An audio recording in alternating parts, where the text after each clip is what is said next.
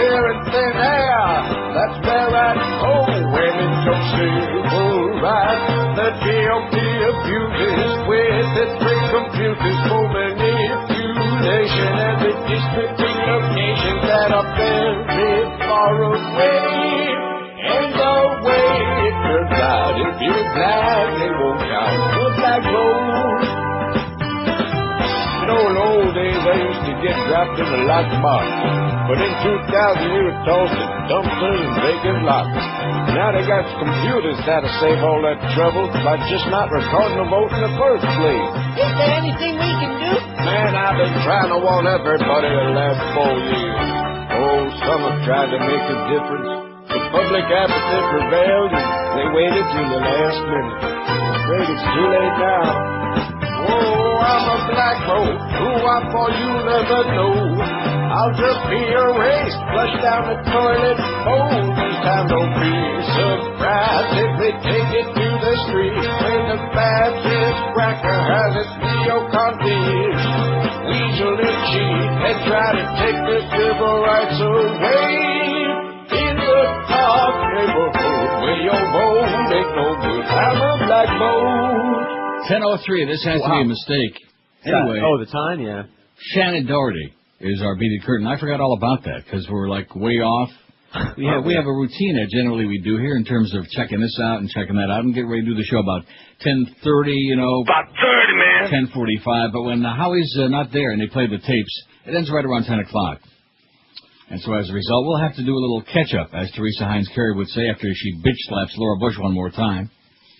See, now they're making a big deal about that. Oh, well, she said this, and why the women of America are going to be really upset. No, they're not. I think the fate of the country should hinge on what these two bitches say to each other. Right. I think that's really what it's all about, as to whether, the Cheney's daughter is a bull dyke or whether Teresa Heinz-Kerry minds her manners or not. Those are the important things. Not the fact that we've sent all these thousands of people over there, already over 1,100 of whom have been made into a human sacrifice, plus the thousands of innocent people over in Iraq who are dying every day. Well, they shouldn't have attacked us.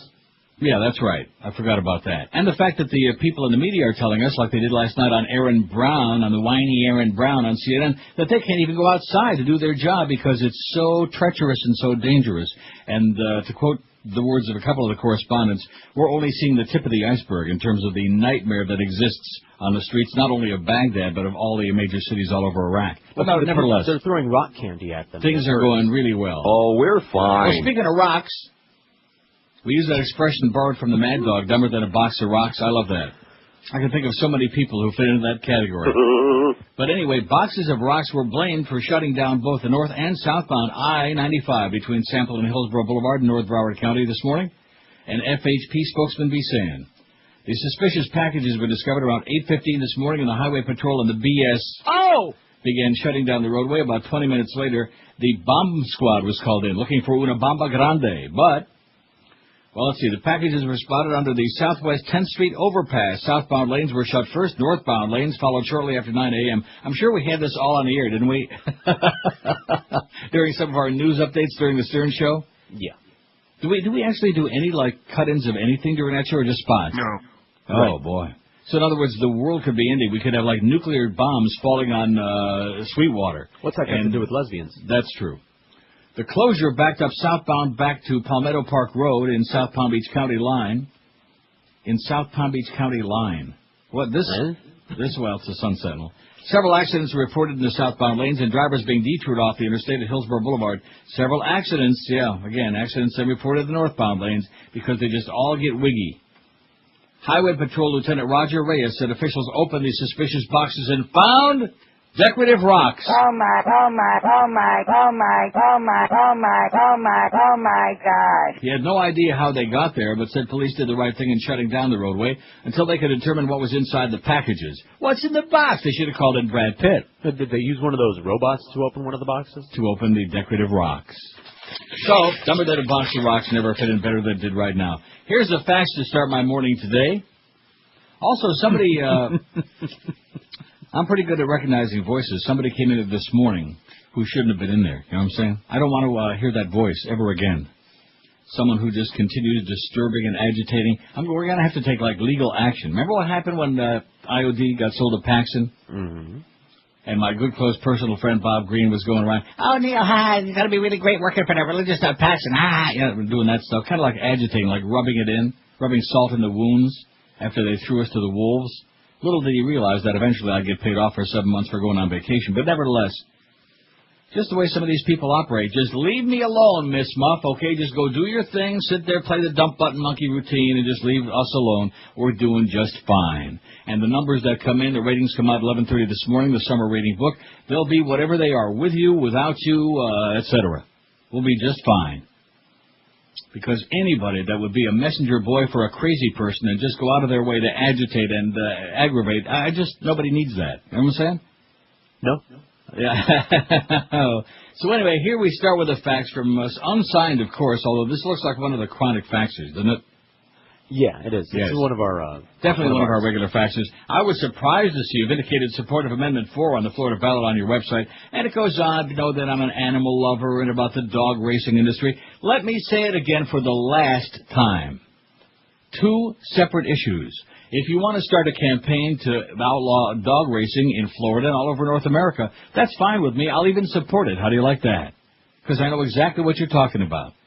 But on the other hand, to punish the education system in the state, to punish the other pari-mutuel industry because you got a bug up your ass about dog racing, the dog racing industry is the tiniest slice of pari-mutuels in Florida, especially now.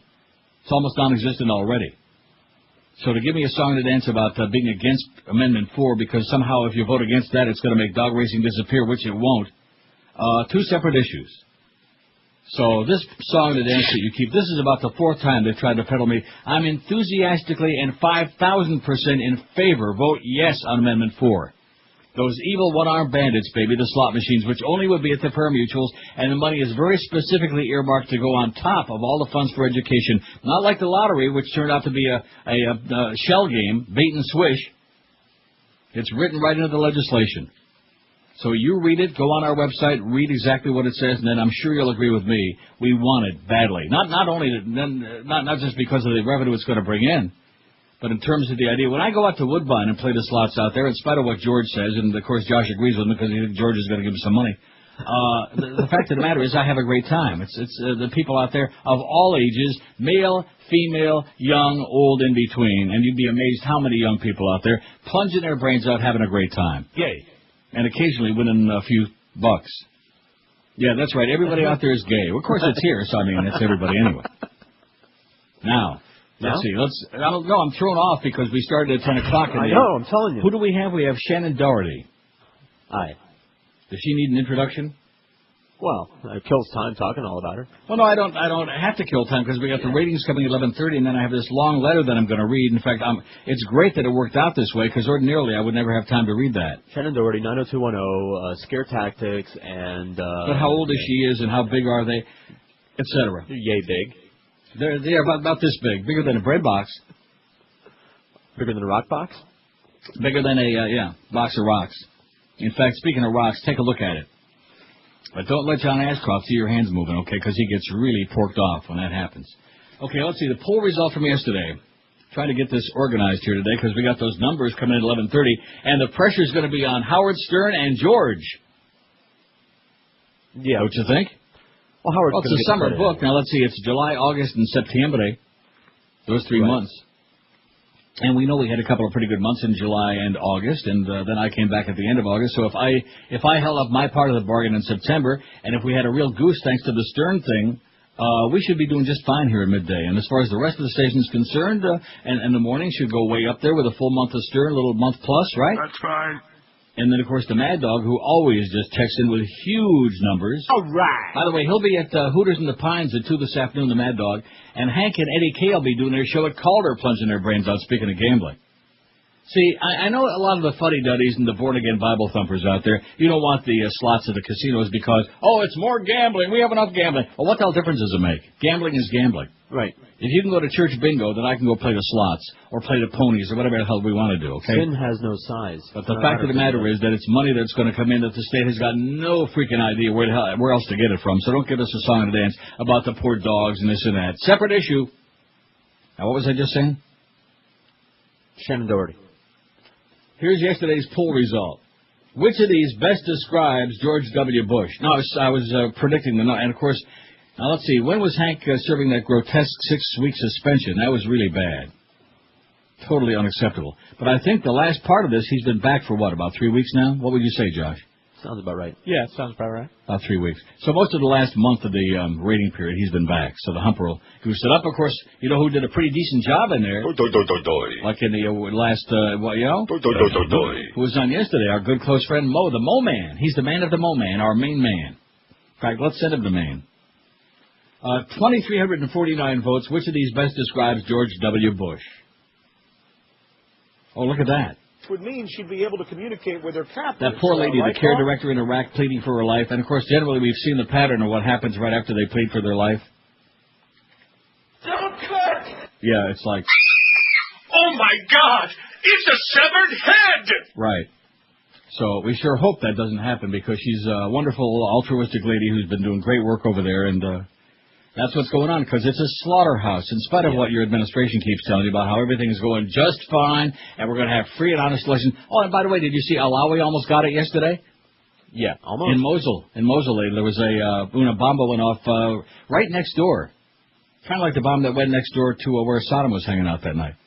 2,349 votes. Dimwit to describe El Presidente, 775 votes. Dimwit.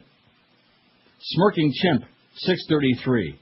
Commander-in-Thief, 354. And now, of course, it's real easy with the shenanigans that are going on right now to see how clearly they stole the election in broad daylight back in 2000. And, of course, the ultimate coup de grace was that when they were counting and started getting closer and closer on that final Saturday, they said, let's go to see Daddy's friends at the Supreme Court. They said, stop the count now. Bush won. Case closed. I just mentioned that in passing. Okay, let's get back to some of these other ones on here. Commander-in-Thief, 354. Bozo, which was a late add-on, 245. You don't remember that movie Bedtime for Bozo, do you, with Ronald Reagan? Oh, did he do Bonzo? that? Strong Leader, 172. Lesser of Two Evils, 130. And Resolute, 42. So you add together the positive ones, and we had plenty of freeping on this. 7.2, 14.5%. Which means you got 85.5% negatory. Over the last several days, is President Bush believes the left of some in his own party. Now. Yeah, great. At any rate, 10:14, let's do the first break, and it's great that we have the format this up. We got a whole 4 hours to spend together. It's like old times, boys and girls. This is really exciting, ain't it? Yeah, it's true. So talk real slow now.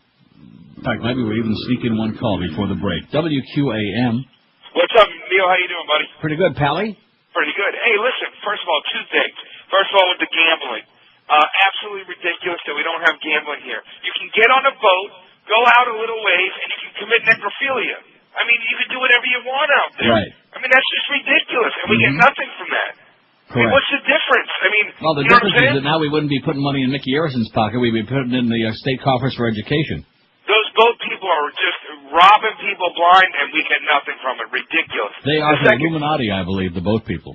The second thing, I'm talking with this young girl, know a little bit about her past, and she's telling me how she's voting for Bush. Now, she's such a Bush lover. And I knowing a little bit about her past, I go, well, you know what? If it was up to him, you'd be a mother right now.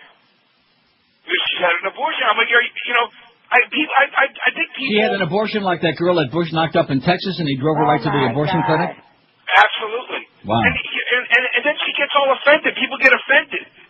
How can you possibly be offended if you're voting for something who supports that? Yeah, I don't understand it. The people, the log cabin, although the log cabin Republicans actually are supporting Kerry now, fags for Kerry, so they finally saw the light. This is the first time in my life I'm going to say it in public. I hate Bush. Okay, good luck to you, Pally. Vote several times, please. Okay. See, I told you. I've been telling you that for a long time. 10:15 at 560 WQAM. Emerald Coast, South Florida's best Asian buffet, is excited to announce the arrival of Lobster Fest. As a matter of fact, it's going on right now, as I speak. Well, maybe not right now. They're not open yet. Every weekend, come in and enjoy as much Maine lobster as you can eat every weekend night. That's right, all-you-can-eat lobster, and nobody else in South Florida would dream of offering you that. Also, the Emerald Coast is serving lobster bisque, Jonah stone crab, roasted duck, and grilled seal. Emerald Coast is no ordinary Asian buffet. The service is impeccable, and you'll never leave on an empty stomach. I guarantee you that. Boy, they got so much food there, it's like walking into a sea of food. Delicious stuff. Start off with 6 different great soups. Sample dozens of succulent entrees like New York strip made to order just the way you like it, as well as grilled salmon. And if you still have room, sample their hand-carved prime rib and their new Thai specialties, too. No MSG, no cornstarch. They cook only with the best ingredients, including cholesterol-free oils, too. So it's healthy for you. You'll never waddle out of there with a bad MSG headache because they just don't use it. The buffet features a huge salad bar, a full Chinese food lineup, a brand-new sushi bar. And they've also got a full dessert station for your real pigs because at the end of all of these things, if you have any room left, they've got Belgian waffles and pies and cakes, pastries, ice cream with all your favorite toppings, fresh fruit, even be having watermelon most of the time. A perfect ending to a gigantic pig out. Emerald Coast's got 3 locations for you. You'll find them in the original one in Sunrise, also now in Sunny Isles and Pembroke Pines. So take the whole family to Gansa Mishpocha or book your next business lunch in there right now. Takeout and delivery always available, too. They were voted #1 in town by Zagat Restaurant Reviews and by WSVN Channel 7 News as South Florida's best Asian buffet, which we all heartily agree. Call them at 954-572-3822. 954-572-3822. And don't forget this weekend and through the end of the month, it's Lobster Fest at the Emerald Coast Chinese Buffet. You're listening to Neil Rogers exclusively on 560 QAM. Welcome back once again to the Al Franken Show for yet another dazzling array of visual entertainment. Catherine Lamfer is not here at the moment. She is on the phone with Bill O'Reilly.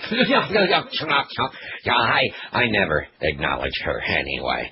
After all, I am the A-list name on the marquee, so on with the cutting-edge radio, shall we? Joining us today and sitting across the desk from me are the world-famous pantomime team, Shields and Yarnell. Welcome to my show. Now, I understand you will perform part of your act for us. Oh, that's right. Your mimes. How silly of me not to notice. Oh, look, everybody, there they go. It seems they're having trouble walking in place. And it's not windy in here at all. Now, she appears to be closing an imaginary window. Now, how amusing is that? Most amusing. Most amusing. Now, which one of you is Shields or Yarnell? Yes, well, thank you for that. Week break already?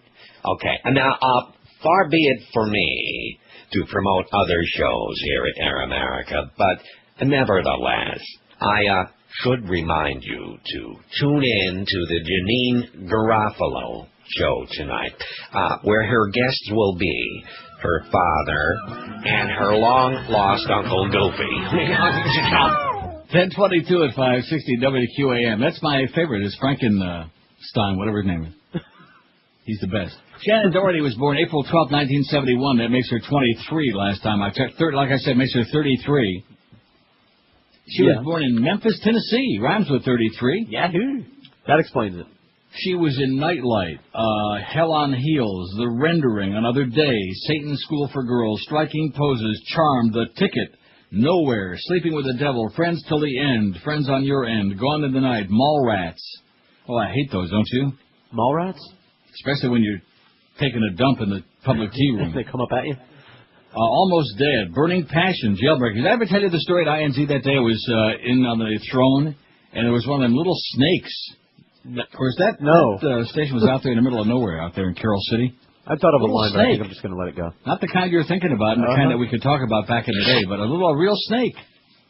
And boy, I sure finished up business real fast and hightailed it out of there. At any rate, here's today's poll, which you already got some votes on. The reason I'm doing this poll again, even though we've done this before, and it's a tough choice. Sinclair Broadcasting is, of course, backing away, and some of their stations tonight will show not the entire propaganda piece, the anti-carry piece that they were going to show, but they're having supposedly a public affairs program during which they'll show clips from that, and a discussion in which they'll brutalize John Kerry and tell everybody he's a bad man, and he stole several freight trains. What media company or outlet is the most unfair and unbalanced? And by the way, Deborah Norville, who usually I can't stand, she had the Lieberman guy that got canned, the news guy from Sinclair. He was on last night. It was very emotional and very good. And then they didn't want to appear together. At least Lieberman didn't want to appear with a slime ball from Sinclair. And they had one of the head honchos from Sinclair Broadcasting on there. And I use the term broadcasting loosely. And he was just a real weasel. And he said, well, you know, it's the silly days and during the campaign and everybody's throwing dirt and there's and after she just ripped him an ass toward the end, I mean, he tried to get his excuses in there about it's not propaganda, it's not this, not that. She said, well, it's not the silly season to those of us who take the election seriously and most of the American public, and I just want you to know that, and basically you're a piece of crap and goodbye. And he just sat there with his jaw hanging down to his kneecap, and he disappeared on the screen. That was it. Nice going, Deborah. She actually butched up a little bit. Poll today, what media company or outlet is the most unfair and unbalanced? Unfair and unbalanced. Unfair and unbalanced. Got it? I got it. Fox News so far leading the way. Oh, boy, they're off to the races. 27. Sinclair Broadcasting 4. Clear Channel 3.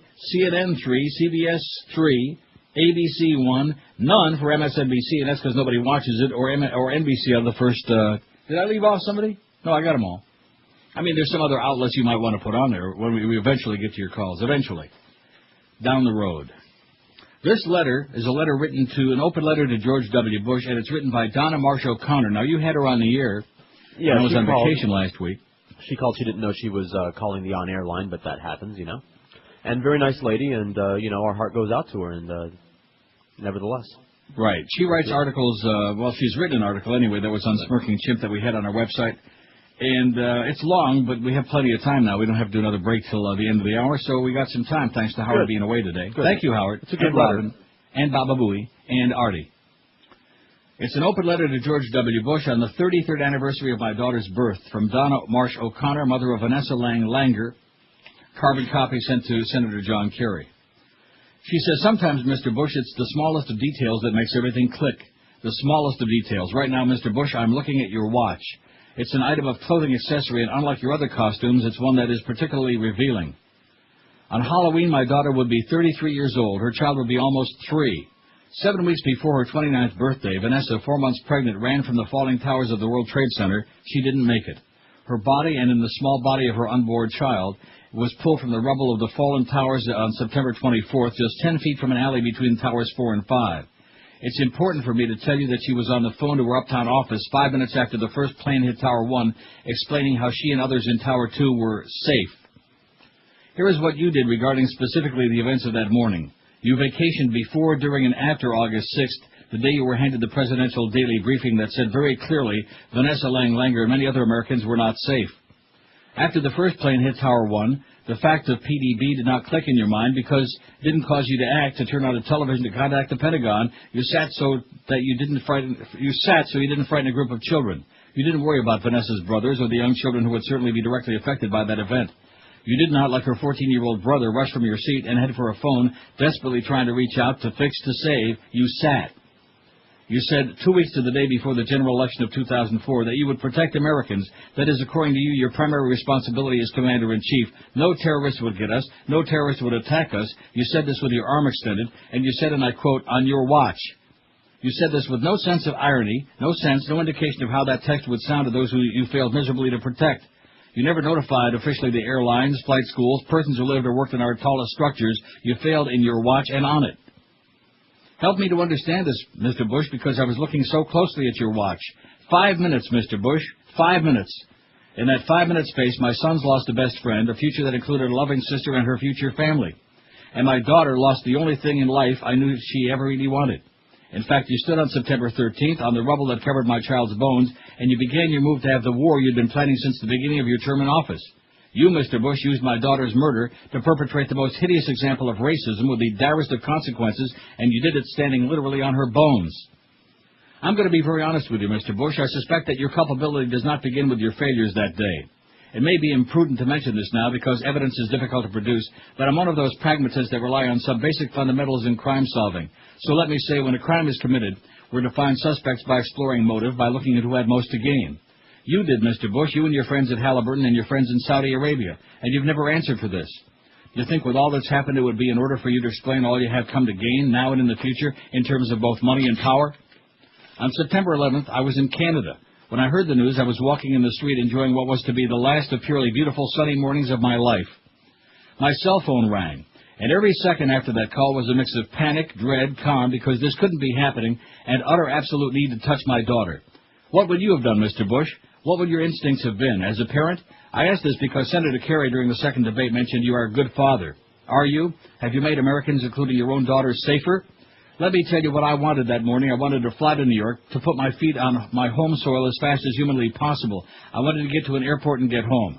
Not an option for me, Mr. Bush. My husband and I just made it over the border before it closed, and on that morning when no American citizen was allowed to fly in our airspace, on that morning and the mornings to follow, Americans were grounded. Bin Laden's family, though, flew. They flew home to Saudi Arabia. Before they were vetted by the FBI, by the CIA, and worst of all, you never were made to tell the truth about why that was so. I'm sorry, Mr. Bush, I'll never understand this, never. But still, your responsibility was then and is now to explain it, and to explain why that watch of yours leading up to the election is still ticking. Right now, there's a report from the CIA that names explicitly your administration's culpability regarding those events. Bipartisan leaders have requested, even demanded, that those reports be turned over now to Congress. You, according to reports, have refused to allow the CIA to release them, just as you refused to testify under oath before the 9/11 Commission. Now, Mr. Bush, release them before the election. Right now, Mr. Bush, there are widespread rumors of vote tampering all over this country. And let me be clear about this. The rumors are that Republicans are benefiting from this tampering. Instead of enumerating our safeties, perhaps you could show some leadership, Mr. Bush, and demand that the tampering stop now. Demand, Mr. Bush, that this country and in this country our right to vote is protected, because without that we're not safe. Wouldn't you agree? After the 2000 election, where there were in Florida widespread problems with voting, Mr. Bush, voting in African-American communities, you also did nothing. Absolutely nothing. You did nothing to counter the rumors that your brother handed you Florida. Nothing to smooth over what must have felt to African Americans, even if this was just rumor, that painful and absolute clear enactment of racial prejudice, not encoded in the ordinary acts of ordinary citizens, but in the very structure of the government that must be protective of all citizens of this country and the world. Why, Mr. Bush, did you fail to go to Florida and demand that these persons' rights were protected? Or at the very least to apologize and guarantee that this would never happen again? What does America mean to you? In August of 2001, the United Nations hosted a conference on racism, and Colin Powell, your Secretary of State, wanted to attend. You didn't allow this because you said, we don't have problems with racism in America. You see the pattern I'm pointing at here, Mr. Bush? In each case, the problems in this country have been enacted and exacerbated by you, and you've attempted to cover them up. How could you do that to Colin Powell? How could you do that to another man? When your children are young, Mr. Bush, they're often rebellious. They often admire you, but they buck you at the same time. One way a mature parent feels this love is sometimes in the very ways which your children buck you, by using the very part of your example they most admire. Vanessa confronted me every day of her life, especially on the days when she acted most loving, parent-child things. The kind of things that all someday are made into family jokes when the child becomes a parent and sees that the very methods of touching and teaching and learning come from the actions the parent used without thought. I never had that fully with Vanessa the day when she consciously, because she was parenting herself, used my methods on another generation. But one day, almost there, Vanessa said to me, Mom, you almost made Christmases at home so beautiful. And then she said, and you always made Christmases at home so beautiful. And then she said, and you taught us how not to be racist. You have no idea, Mom, how much racism there is, and white people don't always see it. I cannot tell you in shorthand, Mr. Bush, how important it was that she said those words, because I lost her, because unless she did, I would always have wondered, was I in any way that mattered a good enough parent to a woman who would die so young? I can tell you some of the methods I used with Vanessa and her brothers, but let me show you what I did that I had to explain and counter with all three of them. You refused when you met face-to-face with James Byrd's daughter. You remember him, I'm sure. He's the African-American man whose head was almost ripped off his body in Texas by three white men who tied him to their pickup truck and dragged him along a Texas road. You refused to sign a hate crimes bill as she begged you, crying. You didn't even, as Molly Ivins reported, offer her a tissue. In that sense, Mr. Bush, you functioned as a very hostile branch of government, one that we might have predicted wouldn't care if persons of color or persons of the other party were denied the right to vote. But then, Mr. Bush, you used this tendency of yours, this refusal to get behind the most Americans' desires to eradicate racism, by pretending Osama bin Laden is the embodiment of Saddam Hussein and vice versa. One man equals the other. They are both Arabs. Do you own a globe, Mr. Bush? Do you know where Afghanistan is? Do you know where Iraq is? Have you been there since the war began to examine what you've done to these civilians you were going to protect? I guess he's forgetting about that real quick dog and pony show he did with the turkey at Thanksgiving at the airport. Stunt turkey. For about 3 minutes. Interesting detail, and perhaps a warning from God. Vanessa, when she got one of her first jobs, brought me a daily planner with a map on it. The map on this particular piece of canvas has in its center Afghanistan. To the right of the small country is a larger country, Iran, and to the right of that, Iraq. Also small, even smaller geographically and metaphorically speaking, of Afghanistan. Just under Iraq, written very large on my daily planner, is Saudi Arabia. You know Saudi Arabia, Mr. Bush? I know you do, because the families of 9/11 who got together to bankrupt terrorism, those people who are bringing suit against the Saudis, got no help from your administration, none. Though you should know that a coalition of the willing, including France, Spain, Great Britain, and Germany, have offered to help the families of 9/11 as they try to connect the events of 9/11 to the real perpetrators. There are connections between the Saudis and the terrorists who no doubt, now that you've opened up a haven for terrorism in Iraq, are growing in number and resources. How much time do you have left, Mr. Bush? What is on your watch? Am I taking too long? What costume will you wear on Vanessa's birthday this year, Mr. Bush? Will you dress up as the head of the military or a foot soldier of Prince Bandar or Dick Cheney? Will you wear a white sheet with a cone head, Mr. Bush? Will you pretend you're a plain-speaking Texas cowboy with your shirt sleeves rolled up proclaiming happily how safe you'll keep us as you point to your watch? Will you dress up again as a good Christian? Will you dress up as a Republican? You are, you know, not a Republican. You've shamed Republicans. I know one thing, Mr. Bush. I'm going to try very hard not to have you dress up anymore as Commander-in-Chief. In more ways than I've articulated here, that costume doesn't fit you. I'm a proud American citizen, Mr. Bush, who's disgusted that you try to portray yourself as patriotic. You've trampled every value of decency America ever held dear. Do you believe in God, Mr. Bush, really? Because to me, as a flawed parent, flawed person, flawed citizen, I ask God to help me fix my flaws, to forgive me my trespasses, and here's what I hear Him telling me.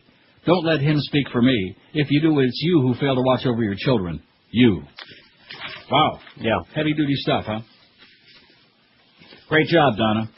Amen. Amen. The Ohio poll, there's some good news there. The daily tracking polls carries 6 points ahead. Is it 6 or 4? I don't know. 6. The also good news. There is some good news in. The bad news is that Florida's back in the Bush column, according to the daily tracking poll on our electoral map that we have on our website. The Bush is 2 points ahead. How he could be ahead in Florida? How you dunderheads out there are going to... First of all, I don't believe it. I got a great column by Jimmy Breslin, which I think you're really going to like about it. And a lot of people have made this point about the cell phone people. Right. Millions of people who aren't getting counted. On September 15th, there were over 169 million cell phones in America. I just point that out. But anyway, we'll get to that later. How anybody in Florida couldn't be madder than hell, especially after they stole it from you right there in broad daylight. And, of course, all of the subsequent things that have happened. And the vote tampering that continues to go on, and the attempts at tampering that are going on right in broad daylight, right in front of your face now. The attempts to disenfranchise anybody, not just black people, but anybody who might vote against the Bush junta. So flagrant, so obvious, and the public's going to sit back. I realize there are a lot of dunderheads in Florida.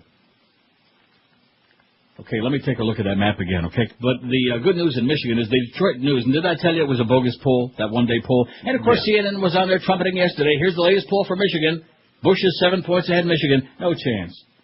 He's never been ahead in any other poll. The Detroit News is 75 yards to the right of Sinclair Broadcasting and Fox News. How come this map isn't coming up yet, my electoral map? Neither is mine. It's not? Maybe we're flooding it. Are we flooding it? Okay, well, maybe a lot of people are on it. At any rate, if you look at the one that was conducted yesterday, the latest tracking poll in Michigan, Kerry was ahead by about 6 points, 7 points. 5670560, pound 560 on the Verizon and Singular Wireless lines. We got a whole 4-hour show today, boys and girls. Oh! Just like old times. Wow. Just like a taste of... Although, of course, 11:30 when those numbers start coming out. Now, what are we going to say if you do too good of a job in the summer book? It was Howard. And what are we going to do if you do a bad job? George sucks. It was George. George sucks. Yeah, I guess that kind of covers it all the way around. Because we certainly don't want to give George any credit because we don't like George. We hate George. We hate Neil. We hate everybody here at QAM because we're just a bunch of evil people. WQAM, hello. Greetings. Good to hear you. Yes, sir. Happy Friday, Pally. Happy Friday indeed, Pally. Boy, doesn't that... You know, I have to be careful if you rate your show. When you start reading stuff like that, I can feel my blood pressure escalating. Yeah. And, I just hope that people... If you count the ballots from last time and figure all those yahoos vote for Buchanan didn't mean to, how in the hell could this yahoo win Florida? I can't fathom it, and I can't accept it. So. Well, the good news is we did have one poll yesterday I forget which one it is. There's so many damn polls, but it showed Kerry actually had taken a 1-point lead in Florida. But I mean, what is 1 point? You know, it's all these all are within the margin of error, and they're not counting the people that have the cell phones. There's so many people that they're not reaching. So who knows what it's going to be? And let's not forget one other thing. Since the last election, they put in that do not call, which pollsters aren't affected by that, but a lot of people are just hanging up. And Ariana Huffington recommended to people, if you don't like being governed by pollster-mad candidates, then don't participate in the polls. If they don't have good numbers, then they can't go by those. Right. I just want to tell you one thing. I heard that John Edwards felt bad about the whole thing with the lesbian daughter, so he sent her 300 square feet of her favorite flavor of carpet. Have a great day, Pally. You too. Clean up your act. 51 to 44. That's yesterday's Survey USA poll. I mean, there are all of these different ones. There's the AP Ipsos Factos, whatever. There's all these other ones. But anyway, 51 to 44, Kerry in Michigan. Don't anybody believe you that Bush is going to win Michigan. Because I'm looking at that Detroit News thing the other night, 2 nights ago, and I'm thinking, how is this possible? I mean, first of all, you've got that huge black population. 83% of Detroit is black. Secondly, you've got this enormous Muslim population in Detroit and Dearborn especially, but all over Detroit and otherwhere in Michigan. And they're like 90. In fact, they showed the poll the same night on the news, on a different newscast, and the poll showed 69% for Kerry, 7% for Bush, and there was several percent for Nader because he's like Lebanese or whatever the hell he is. But 69 to 7%.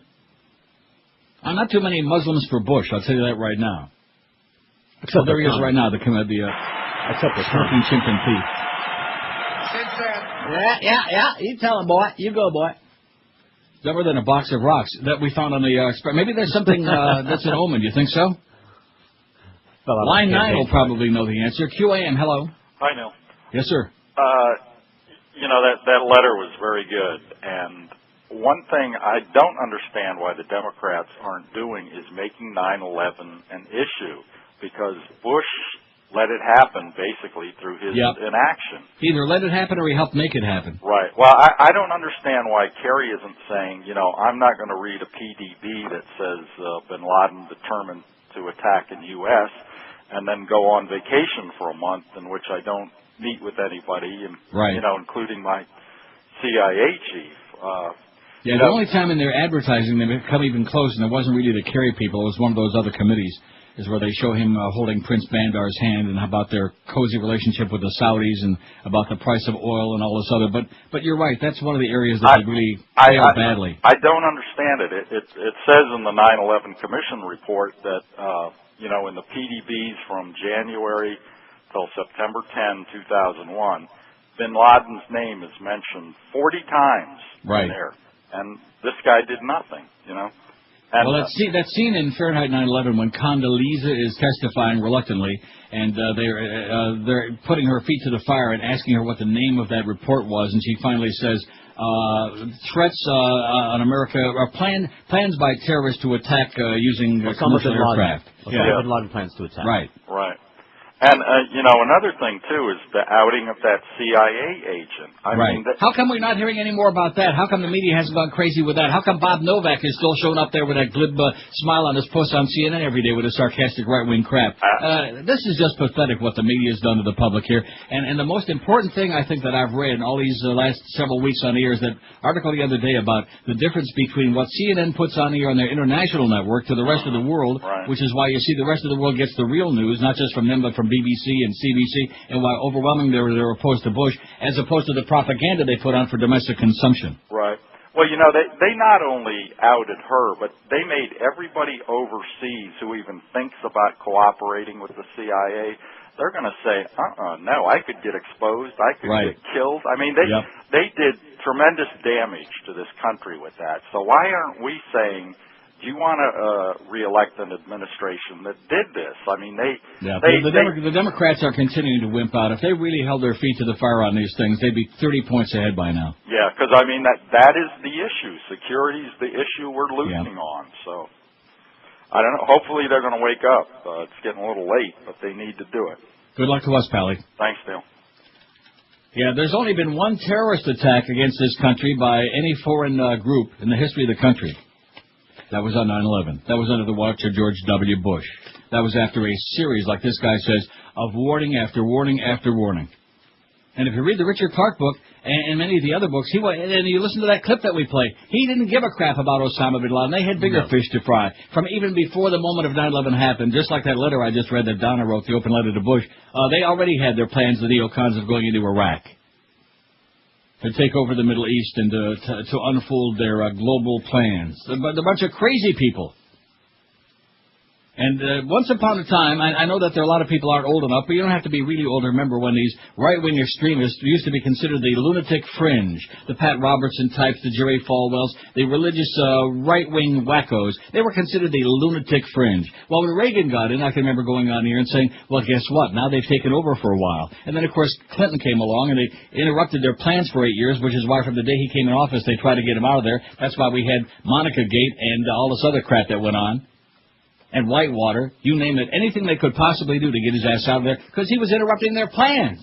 That's why they stole the election in 2000. They wanted the keys to the kingdom back again, baby.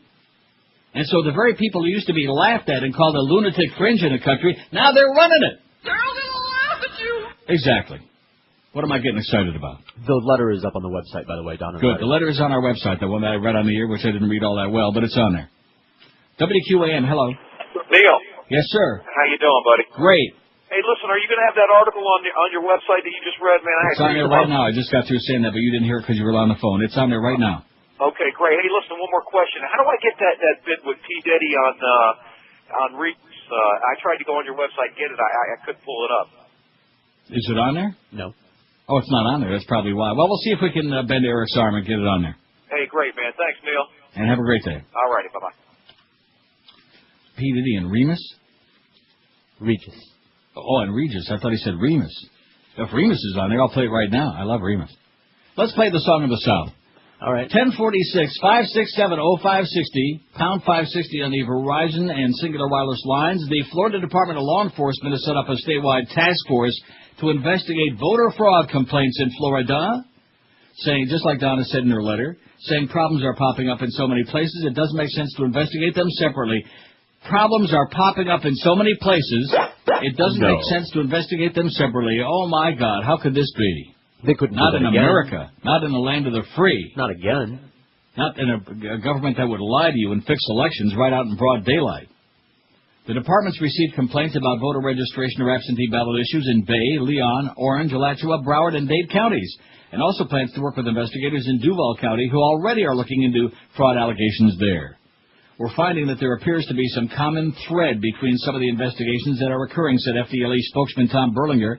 We decided to approach it from a statewide perspective rather than a local perspective. Many of the problems seem to be cropping up with forms turned in by groups that hire people to register new voters. An FDLE press release singled out the Association of Community Organizations for Reform Now, or ACORN, saying its workers have been connected with widespread voter irregularities. We think that a lot of this is going to be driven by financial motives where individuals were paid by the piece and turned in as much as they could, Berlinger said. Acorn said an employee it fired has falsely reported voter fraud to get back at the organization. Right. He was terminated for a number of violations of Acorn rules. He wanted his job back, so we wouldn't give it to him, said Faith Gay. Faith Gay. He's trying to put the spotlight on the entity that fired him. He said she was unaware of problems with registration forms turned in by employees. The group registered 212,000-plus voters in Florida this year and hired about 200 people as part of the registration drive. Among problems that have been reported to the state, 3,000 photocopied registration forms were turned into Leon County elections officials. Most switched voters' party affiliation to Republican without their knowledge. I'm going to read that again right now. I missed it. I was, not enough. 3,000 photocopied registration forms were turned in to Leon County officials. Most of these forms switched voters' party affiliation to Republican without their knowledge. Alachua County learned people had their party affiliation changed to Republican against their will. The problem was discovered in a batch of 1,200 forms turned in by one man. Each of the forms registered voters as Republican. 24 voter registration forms in Duval County contained addresses that don't exist. At least 3 forged signatures. Oh, this is kind of like the signatures they threw out. Well, the reason they got Nader off the ballot in Pennsylvania. Mm-hmm. You see, we had the article on the website. They had Mickey Mouse signing and Remus and all these other great people. Clark Kent. Right. Some students in Orange County were registered to vote without their knowledge after signing petitions. We take these issues very seriously because they impact the voters of our state, said Aliyah Faraj, a Department of State spokeswoman. If anyone has any information on voter fraud, I urge them please contact their supervisor of elections or the Florida Department of Law Enforcement. The FDLE doesn't plan to contact voters as part of the investigation before the election, saying the department believes they're victims of fraud and would rather focus on the people who tampered with the registration forms. We don't want to scare anybody away from the polls, Berlinger said. Well, that's a little bit of good news. Refreshing idea. Kind of reminds me of those people that got folks come knocking on their door at 2 o'clock in the morning saying, hey, you're registered to vote? Aren't you like an ex-felon? Aren't you this? Aren't you that? And doesn't you get anywhere near those polls on election? Stuff like that. Boy. You're good like this, a little bit on the lighter side. Lighten it up a little, please. Okay. Keep it light, Neil. Keep it light. Oh, that guy's dead, man. That guy's dead. So many of those people, those KAT callers, they're dead. The evil ones I'm talking about, not the nice people. Well, some of the nice people are dead, too. A Lakewood Republican stealing campaign signs late one night got nabbed when he ran across a low-hanging driveway chain, fell face-first onto a pilfered sign in the concrete, and knocked himself unconscious. A Lakewood Republican. Randall Wagner, 50, was loaded into an ambulance, treated at Lutheran Medical Center for abrasions and facial cuts, and issued a summons. Let's see, this is in the Rocky Mountain News, so it's not Lakeland, it's Lakewood, somewhere out there in the probably Colorado. Wagner, who unsuccessfully tried to steal a Dave Thomas congressional sign that evening, not the Dave Thomas from Wendy's who's still dead, Right. Had signs for other Democratic candidates in his Toyota pickup, Wheat Ridge police reported. I did a very stupid thing, Wagner said, admitting theft of the signs. I got caught up in the political passions of this highly contested election. That's a good excuse. He ran around stealing signs. Wagner said that he and his wife, Jan, who was driving their pickup that night, want to apologize to the people they've offended. Everybody has a right to express their political opinions, he'd be saying. Jan Wagner, who was not cited, said she didn't want to discuss what happened. She also just happens to be a Republican. The incident with the Wagners comes at a time when a record number of Democrats and Republicans are complaining that their signs are disappearing or being vandalized. Wheat Ridge resident Pete Clammer, whose 9/11 call last Wednesday eventually led police to the Wagners, said his frustration is that people mistakenly believe only their party is the victim. He said a Republican neighbor lost 2 yard signs and insisted, if not happening to Democrats. Clammer said that late last Wednesday, shortly after the last presidential debate had ended, his wife heard a noise outside. Clammer said when he walked outside with his cell phone, he saw a pickup parked at the curb and someone using a box cutter to try to take the Dave Thomas sign he had bolted to his fence, clearly on his property. Thomas is the Democratic candidate in the 7th District. Clammer said an earlier Thomas sign also had been vandalized. Well, because you got a bunch of crazy people in America, and this whole idea, well, it's a democracy and you got a right to whatever your opinion. No, you don't. No, you don't. It's the same thing with religion, politics, whatever it is. Mine is the right one, and you better goose step in line, brother, or else. That's right. Because more and more, and I think I can actually play that now. I think I cleaned that thing up, you know? Yeah? Maybe I didn't. Oh, yeah, I did. Here it is. That's the American way. Yeah. I like that. That's the American way. Right. There you go. Well, see, I can't take the old ones out of those for reasons you know technically because, I didn't put them in here, so I can't take them out. So I have to put, like, all these stars, all these asterisks in there. Oh, by the way, speaking of that, do you ever have Asiago cheese? I must have. That's my favorite. There's nothing like a delectable piece of Asiago cheese. What kind is it white? Is it mild? Is it sharp? Right. It's a little on the sharp side. It's Italian, of course. I see. Asiago cheese. If you want to put a smile on your face, right at lunchtime. Maybe like as a little taste-tempting delight. A little piece of Asiago cheese would be good. Oh, here's some good news, speaking of piece of ass. Clinton will rise from sickbed to join campaign. Bill Clinton, once known on the campaign trail as Elvis for his superstar crowd-pleasing charms, will rise from his sickbed, just like the phoenix rising from the ashes, baby. He'll rise from his sickbed next week to come to John Kerry's help 6 weeks after a quadruple bypass operation. You go. Clinton's last-ditch intervention starting Monday in Philadelphia, in a joint appearance with Mr. Kerry, comes in the face of resistance from his wife. Senator Hillary Clinton is concerned that the former president could endanger his health so soon after the operation. Hillary's been fighting this all along, but will get a few appearances in, said the senior Democratic official who was involved in the negotiations over Mr. Clinton's participation. He really wants to do this. He watches every detail of the race. He knows more about it than I do. I'm going to tell you, if Clinton could run again, even with the operation and all, he'd beat Bush by 40 points right now, easy. Yeah. Right. Boy, you just sounded like Al Franken there. That was great. You notice that, Josh? Yeah. From his hospital bed, yeah. It could be Bush. Yeah. He also galvanizes conservatives who hold him in contempt for the Monica Lewinsky scandal, which they hated him like poison long before Monica. For that reason, Al Gore did not call on his help 4 years ago, a decision that much criticized by Democratic activists, and a bad mistake. That's the reason that Al Gore lost Arkansas and Tennessee, his own home state. A Kerry spokesman, Joe Lockhart, said Mr. Clinton, who's been convalescing at his home in Chappaqua, will make several solo campaign stops next week after his joint appearance with Mr. Kerry. I'm glad to hear he's making a joint appearance. Maybe you'd like to light up with him, too. Mr. Clinton's office in Harlem yesterday issued a short statement saying he was pleased to be able to help John Kerry in his very important campaign for the future of our country. And it goes on, and on, and on. At a Tuesday night campaign event, Mr. Kerry said he had spoken by phone to Mr. Clinton who had encouraged him, saying that White House scare tactics would backfire. The White House is countering Mr. Clinton's imminent return by taking the unusual step of sending the president's national security advisor, Condoleezza Rice, out of the campaign trail. I read quite an article about that yesterday in the Toronto Star and the New York Times also. The fact of the matter is that since she's supposed to be the national security advisor, she's supposed to be taking care of things like national security, especially since we're supposed to be so scared, But in the meantime, she's turning out to be a political animal. Sandy Berger and other people in the same position didn't go around the country making speeches for political purposes. Berger made 1 or 2 speeches in Washington, D.C., and that was it, and most of the others the same thing. But not Condoleezza. She's been sent out there to be the anti-Bubba. And quite frankly, just stop and think about it. Can you think of anybody more anti-Bubba than Condoleezza? The only thing she's good for is Bubba Mices. Here's the poll so far. What media company or outlet is the most unfair and unbalanced? That's what we're asking on neilrogers.com today. 230 vote. Fox News, 153. Sinclair Broadcasting, which tonight is going to air that hour propaganda, anti-Kerry propaganda, they got 26. Clear Channel 24, they're right on their ass. CBS 12, CNN 8, ABC 3, MSNBC's got a pair, and NBC's got a tiny pair too. Listening to Neil Rogers exclusively on 560 QAM. Friday, you bastard. Wow. Hey, how you doing, honey? This is Bill Clinton, the President of the United States, and this is my State of the Women address. I've known a few girls who thought they were pretty hot, but Billy's here to tell you that, girl, you're not. They used to wear makeup and rip away pants, but when they looked at me, they were under my trance. Whoa, you think you're special?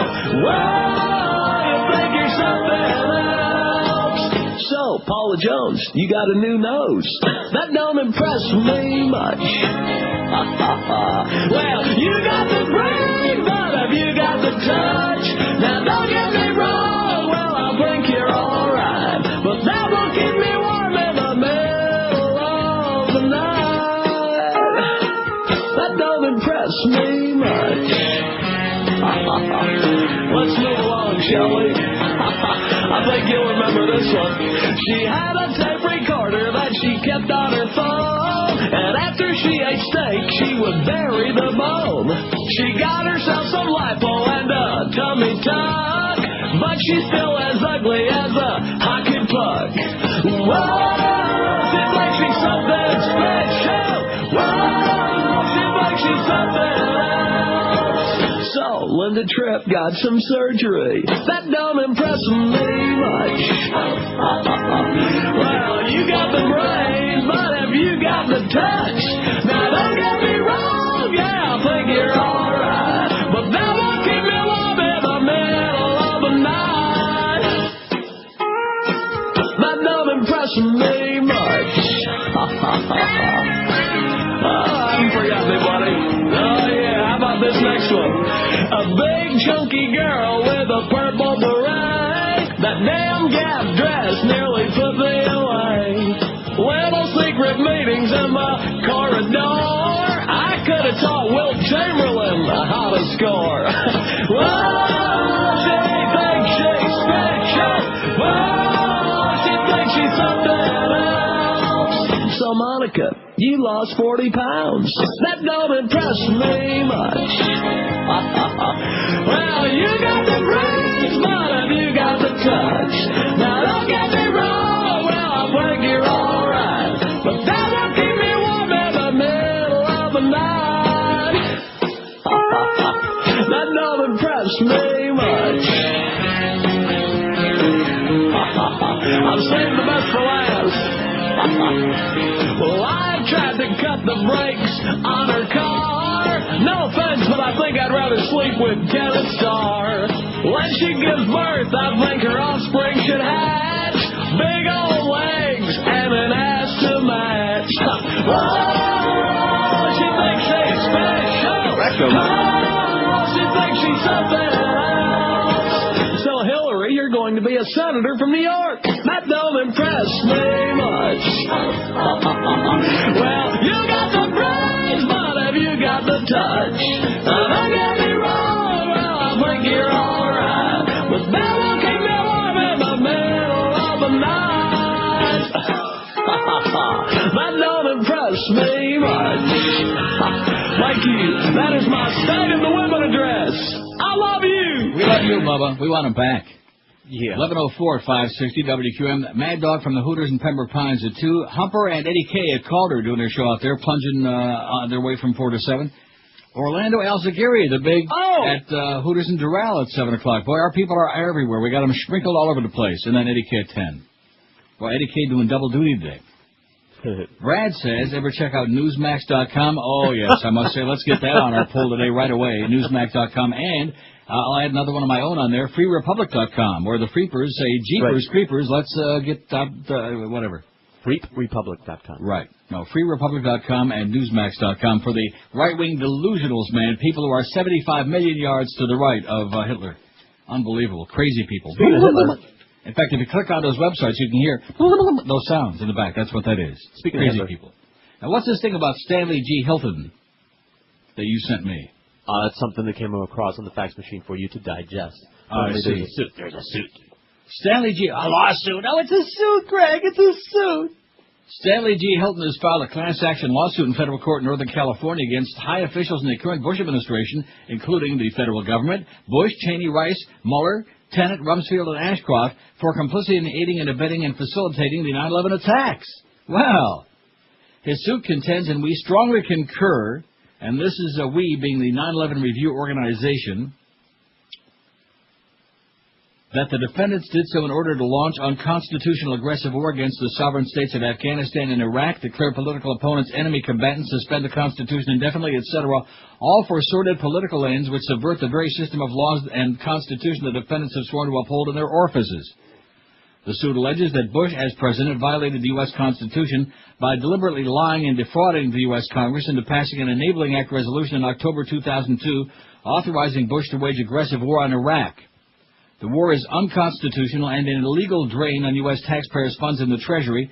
The suit alleges that the war is unconstitutional and that the declaratory and injunctive relief should be ordered. It's unconstitutional and illegal because the President violated the separation of powers provision of the Constitution by deliberately lying to the Congress, by falsely assuring them that Bush had evidence of weapons of mass destruction in Iraq, and that Iraq was involved in plotting and carrying out the 9/11 terrorist attacks on the World Trade Center and the Pentagon attacks actually orchestrated by defendants. The suit also alleges that the USA Patriot Act 1 and 2 are unconstitutional and must be struck down as such because they violate the 4th, 5th, 9th, and 1st Amendments to the U.S. Constitution by permitting the government to spy on Americans and violate their rights to privacy, and because the Patriot Acts, like the war in Iraq, were passed under false and fraudulent circumstances presented by the defendants to the Congress. The suit argues that to the extent that the U.S. Constitution is legally analogous to a contract between the government and the plaintiffs, the taxpayers, it seems that deliberate fraud by defendants should nullify any unconstitutional acts by them, such as the aggressive war and occupation of Iraq and the Patriot Acts. The plaintiffs believe they have the right to bring the suit as American citizens and that they face an imminent threat to their freedom from defendants arising out of the entire orchestrated scenario of 9/11, the PA laws that were passed, the Patriot Act laws that were passed as a proximate result of 9/11, and the actions of defendants in infringing on their constitutionally guaranteed freedoms. 9/11review.org strongly supports Stanley Hilton's courageous actions to hold the officials responsible for the 9/11 massacres liable to punishment and to repeal the fraudulent legislation such as the Patriot Act. Hilton is persisting in this legal action despite threats to his life, and we call on all our readers to support his actions by all means necessary. It says, please donate generously to the 9/11 Victims Legal Fund. And you can find out more on this by going to 911review.org. Got it? Got it. Okay. Pretty interesting, huh, that there's actually a few people with balls out there. We take our hat off. You see, the reason is, I want you to stop, especially if you saw the movie Fahrenheit 9/11, but even if you didn't. Maybe just did some reading about it, or maybe somebody read it to you from the funny papers. But the fact of the matter is that the fact that we let the Saudis fly their buddies out of here, the bin Laden family, and others, would indicate very clearly that this was like in one of the bits that Boca Brian did, we turned the planes the wrong way. The Saudis attacked us. There is no question about that. Right. 15 of the 19 hijackers were Saudi nationals. The others were Egyptian. And, of course, Osama bin Laden, we know exactly where he's from. This was an attack by Saudi Arabia against the United States. This was, like somebody said the other day, a business deal gone bad. I wonder what they were talking about on the balcony at the White House, Prince Bandar Bush and El Presidente, just a day or two. Wasn't it the day after 9/11 or the night after that? I'm sure it was just about the fine flavor of a Cohiba cigar. The fine flavor of that delicious, whatever that booze was that the Prince was drinking, and that big fat cigar he was smoking, the big stogie he had in his ugly puss. And how good that the smoke is drifting the other way so as not to ruin the ambiance. Wafting. 5670560, pound 560 on the Verizon and Singular Wireless lines. WQAM, hello. Neil. Yes, sir. How you doing today? Okay. I haven't had a chance to listen for like a couple of days, but you pointed out a website called justvote.org. Right. I've been trying to use it for the past couple of days, and every time you go to print something up, it comes out skewed on the printer. Like it's garbled or something. It's not working right. Sounds like a commie plot to me. I was going to say the same thing. I wouldn't be surprised if the Bilderbergers got their finger in it. Thanks, Neil. Good luck, what you you pal. doing, man? Love you. All right. Bye. Here's a little piece of good news. There may be a little bit of hope. Not the Democratic Party is like any great shakes, because if they were, they would have already exposed all of these things that you are talking about and we're reading and I'm talking about, etc. But y'all have to deal with what you got. You know what I'm saying? And that who used to say that? Ranieri. Right. Y'all hold what y'all got until y'all whatever. Get what y'all want. Right. Democrats hold out hope to recapture Senate majority. Only seconds ago, from a poll from a website that Georgians can't stand, CapitolHill.blue. Oh, that's really an excellent website. Do we have a link to that, ours? Do we link this? I hope we ought to. We ought to if we don't. CapitolHill.blue. It's a great, and it's nonpartisan. They're honest. They give the Democrats when they deserve it, which is often, and the Republicans when they deserve it, which is always. Less than 2 weeks before Election Day, Republicans are likely to retain control of the U.S. Senate, but there's a big but in there. Rectum. Democrats have a realistic chance of pulling off an upset. Political analysts, pollsters, and party officials are saying as of right now. In a contest nearly as tight as the presidential race, control of the Senate is expected to hinge on the outcome of 9 closely fought races, nearly all of them in states where the electorate tends to favor Republicans. Keep in mind, by the way, Betty Castor for the Senate to replace Bobby Graham. And if you don't like Betty Castor, then hold your nose and vote for her anyway. Because we sure don't want to be voting for no Mel Martinez, right? Oh, man. We had one Martinez. He was the governor, Bobby Martinez. He was Dracula, man. What an evildoer he was. The question of Senate control may not be decided until December. If no Senate candidate captures a majority in the November 2nd vote in Louisiana, the top 2 vote-getters meet in a runoff December 4th. I give Democrats a 35 to 40% chance of taking over the Senate, said University of Virginia political scientist Larry Sabato, who will be seen this weekend. As a matter of fact, tomorrow on Sabato Gigante. Or is it Sabato Pequeño? I think Republicans will wind up with 52 or 53 seats overall, but there are 9 seats as tight as a tick. Tight as a tick. Oh, you said tick. And control of the Senate could switch depending upon coattails in the presidential race also. Republicans currently have 51 seats, Democrats 48, and the lone independent Jim Jeffords of Vermont, who votes for the Democrats, who used to be a Republican and then finally saw the light.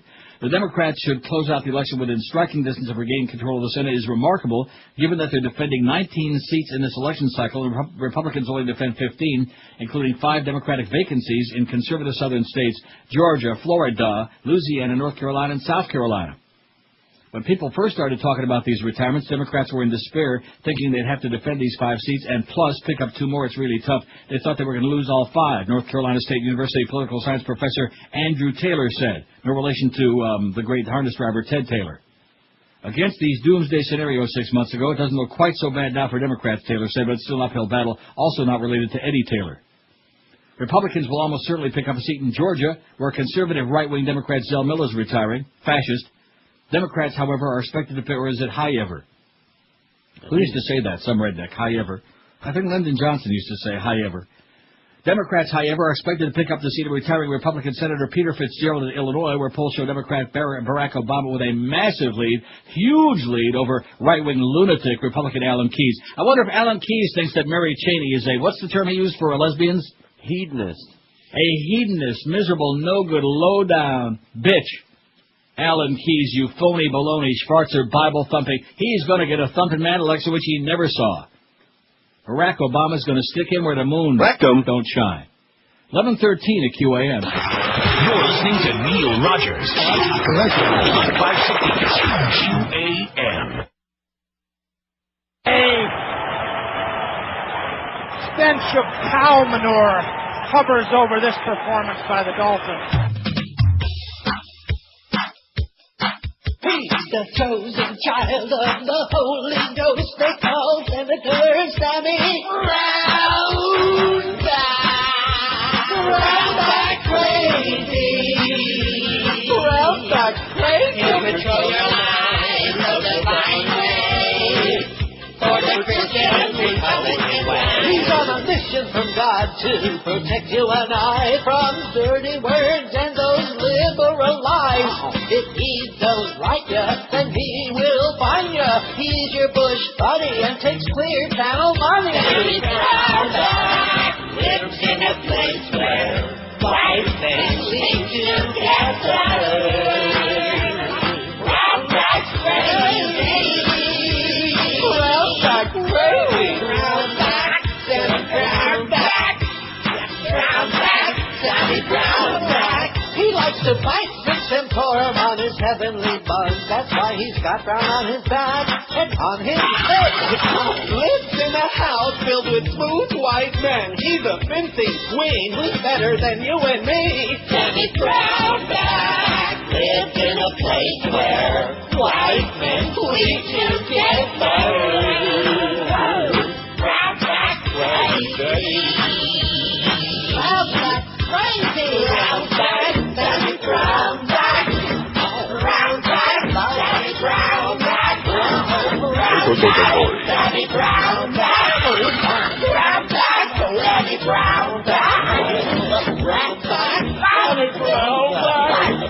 The lunatic right-wing fringe. By the way, Pat Robertson used to be considered part of that, but now he's starting to look a little bit better, you know it? He opened up a big stupid mouth.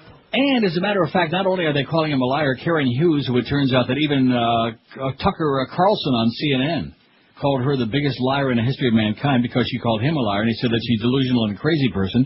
But Karen Hughes was in the room at the time. Oh, he never said nothing like that, the president. Well, yes, he did, because come to find out that back in July, Pat Robertson gave the same story. Judy Woodruff pointed that out on CNN yesterday. Did you see that? No.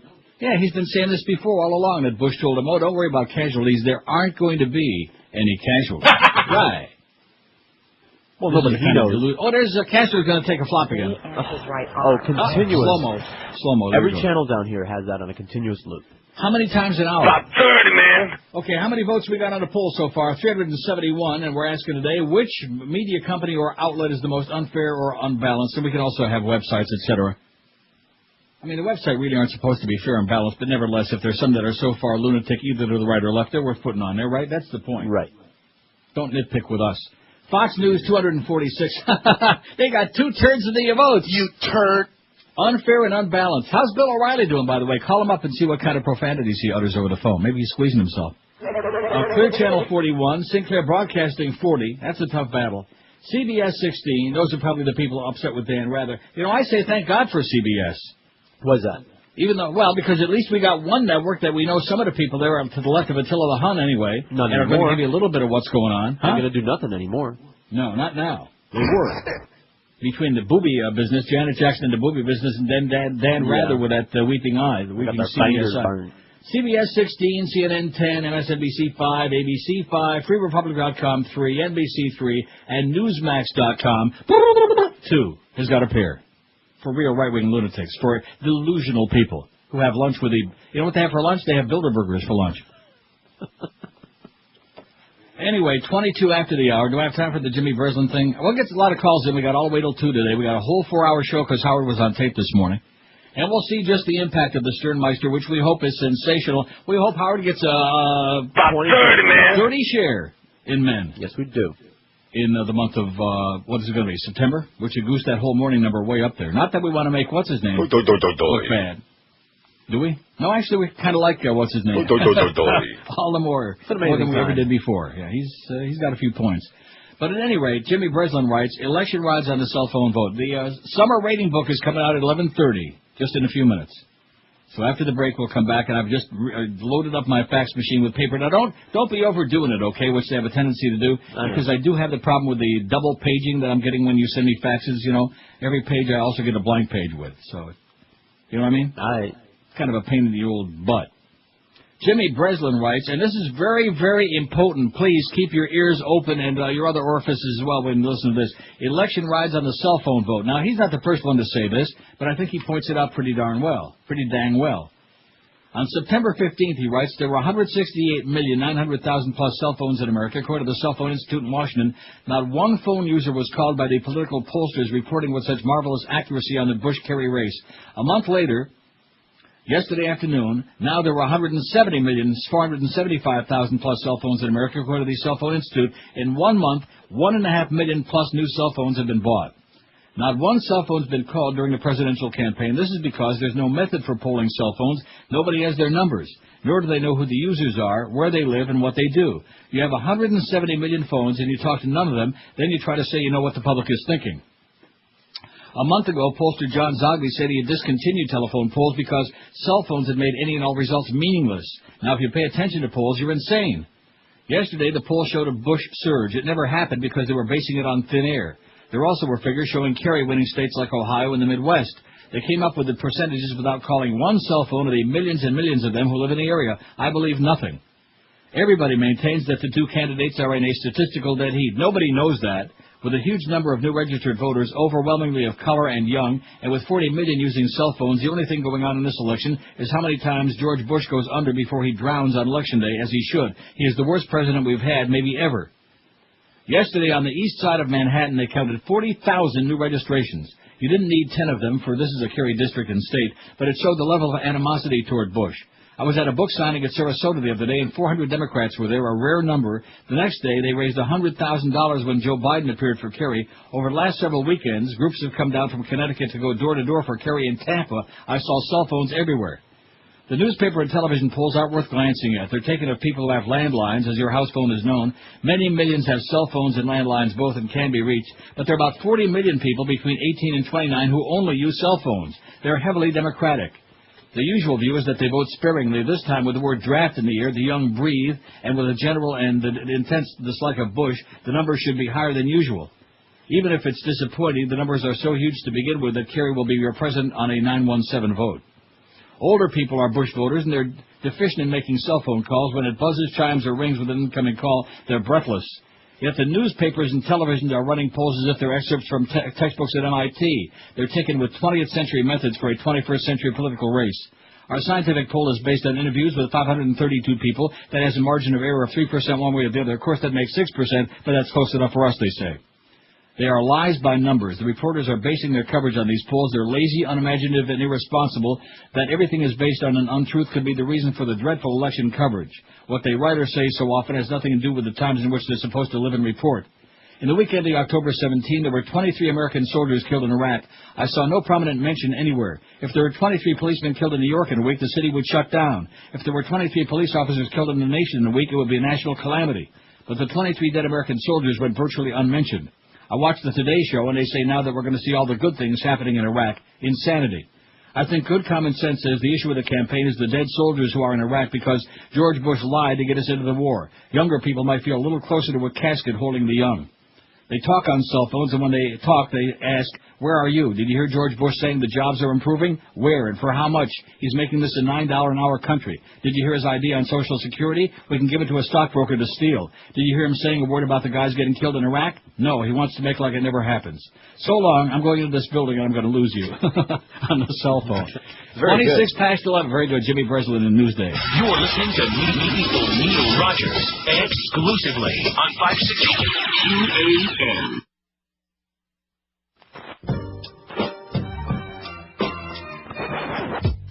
Ann Coulter is a party girl. Party girl. Party girl.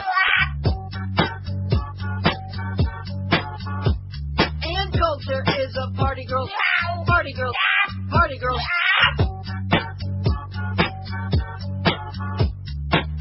On her back, legs are spread.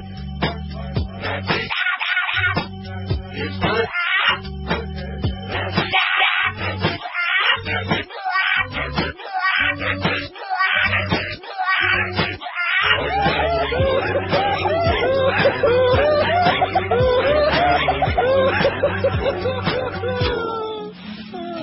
A moralist monster, a good girl who wants to be a media hoe and prefers it on top quiver. You want more on this lady? Here's what I'll give you. She's got a book to read about slandering. Nobody knows more about slandering out with a big stupid mouth. Anyone to the left of Mangala, such a good Christian girl, you want to strangle her. Pontificating who she's hating, political pundit pontificating, thrown on the floor and a Republican skanky hoe.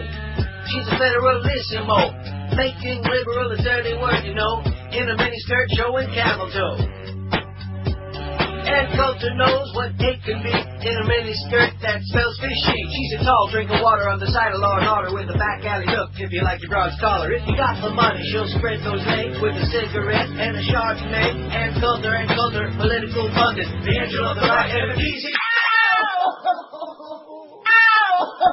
You know, something that just dawned on me that we never play. What's that? No, that's not it. It's, oh, yeah. Wallace. And then if you don't like that, there's always...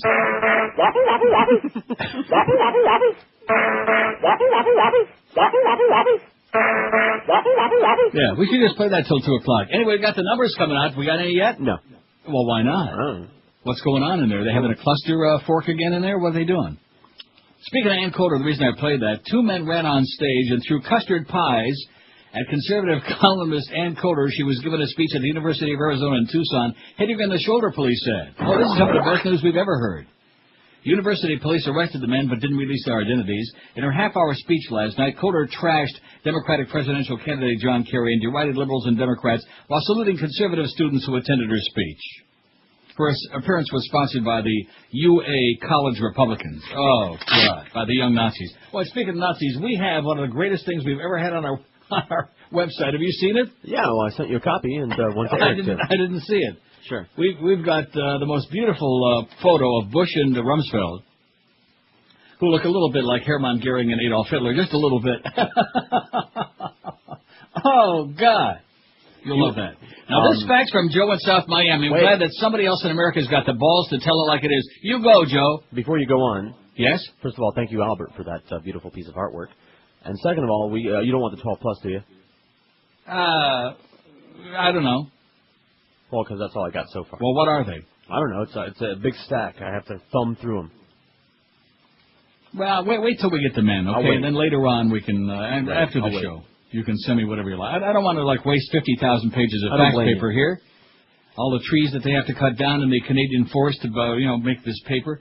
Let's see. Here's one that says, I was impressed by the letter Donna wrote that you read on your show. Be much appreciated if you can tell me where I can get a copy, says John. It's the first story now. Eric's got it up there immediately, as usual, on our website. You go to our neilrogers.com. It's the very first story.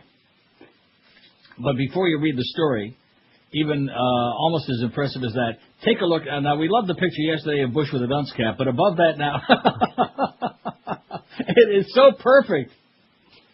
Rumsfeld and Bush have seldom been seen before, but I think if he gets elected again, we may actually see that picture turn to reality.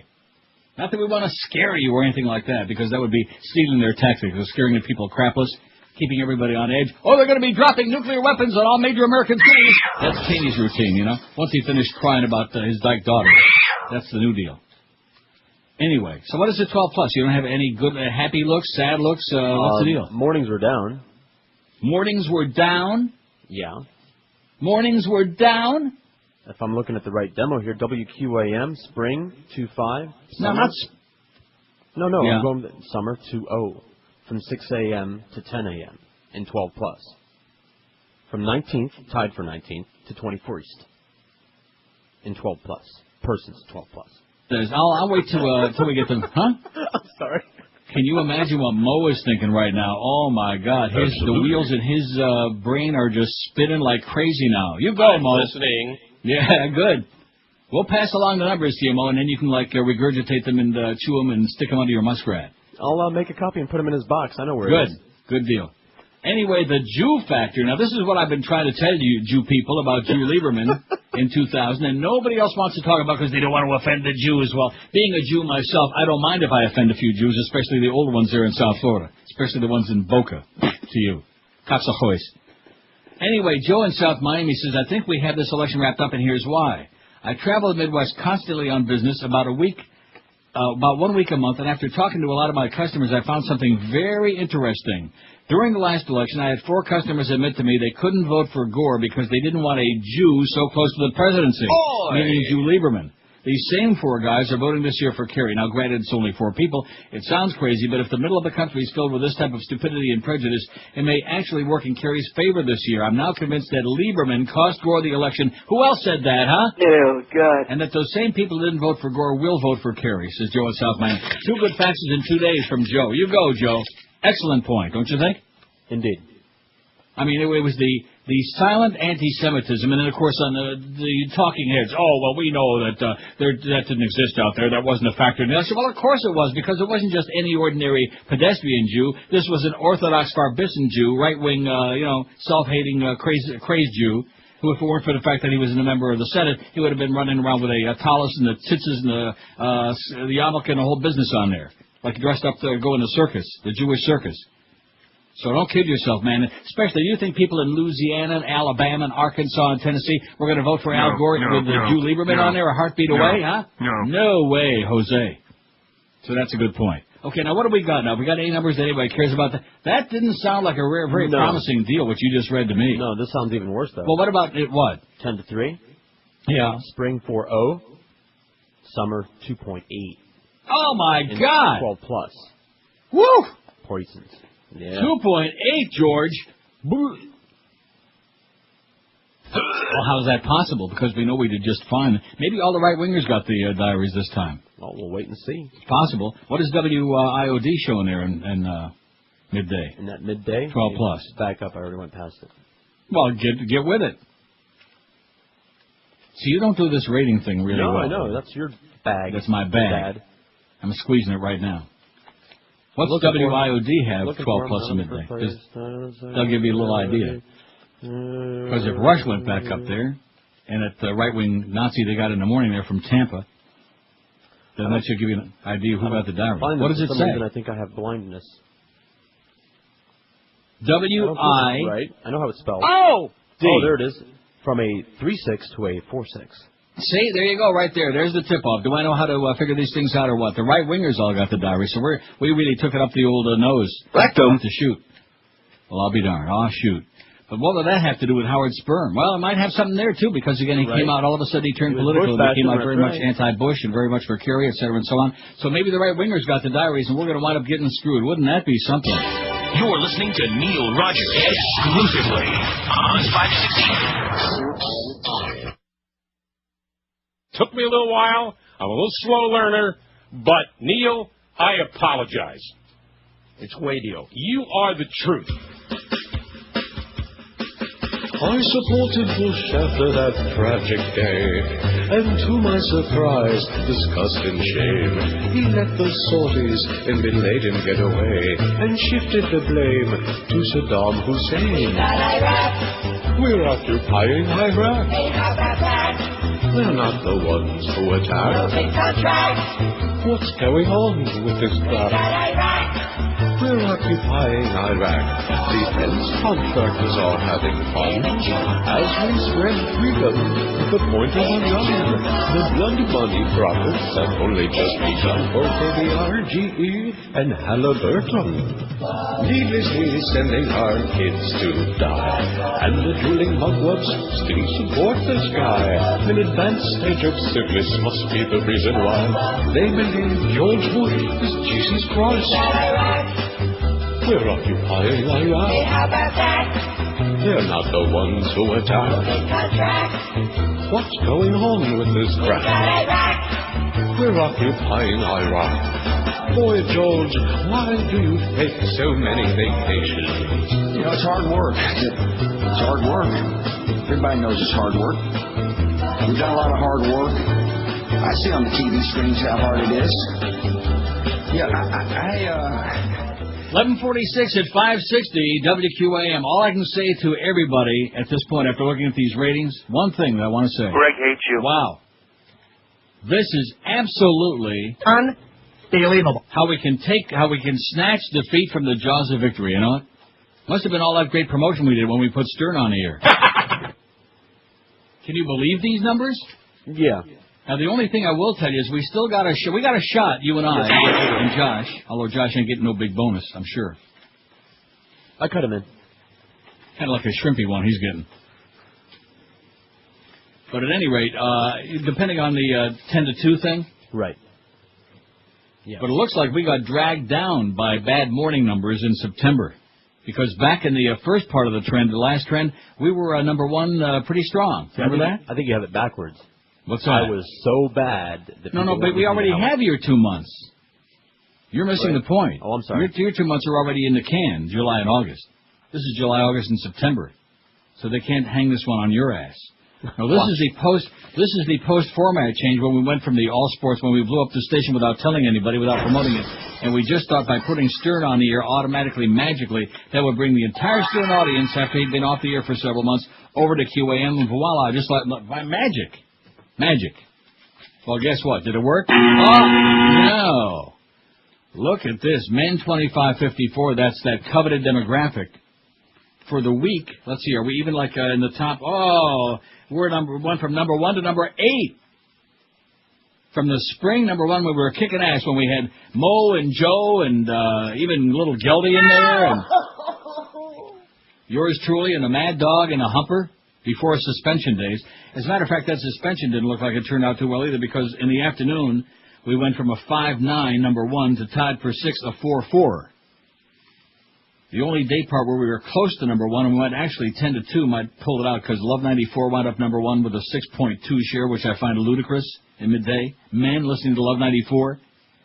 And then midday, 5.8. Down from an 8 in the spring to a 5.8 in the summer book. And again, a September from hell. Life, number 3 in midday in men. In men.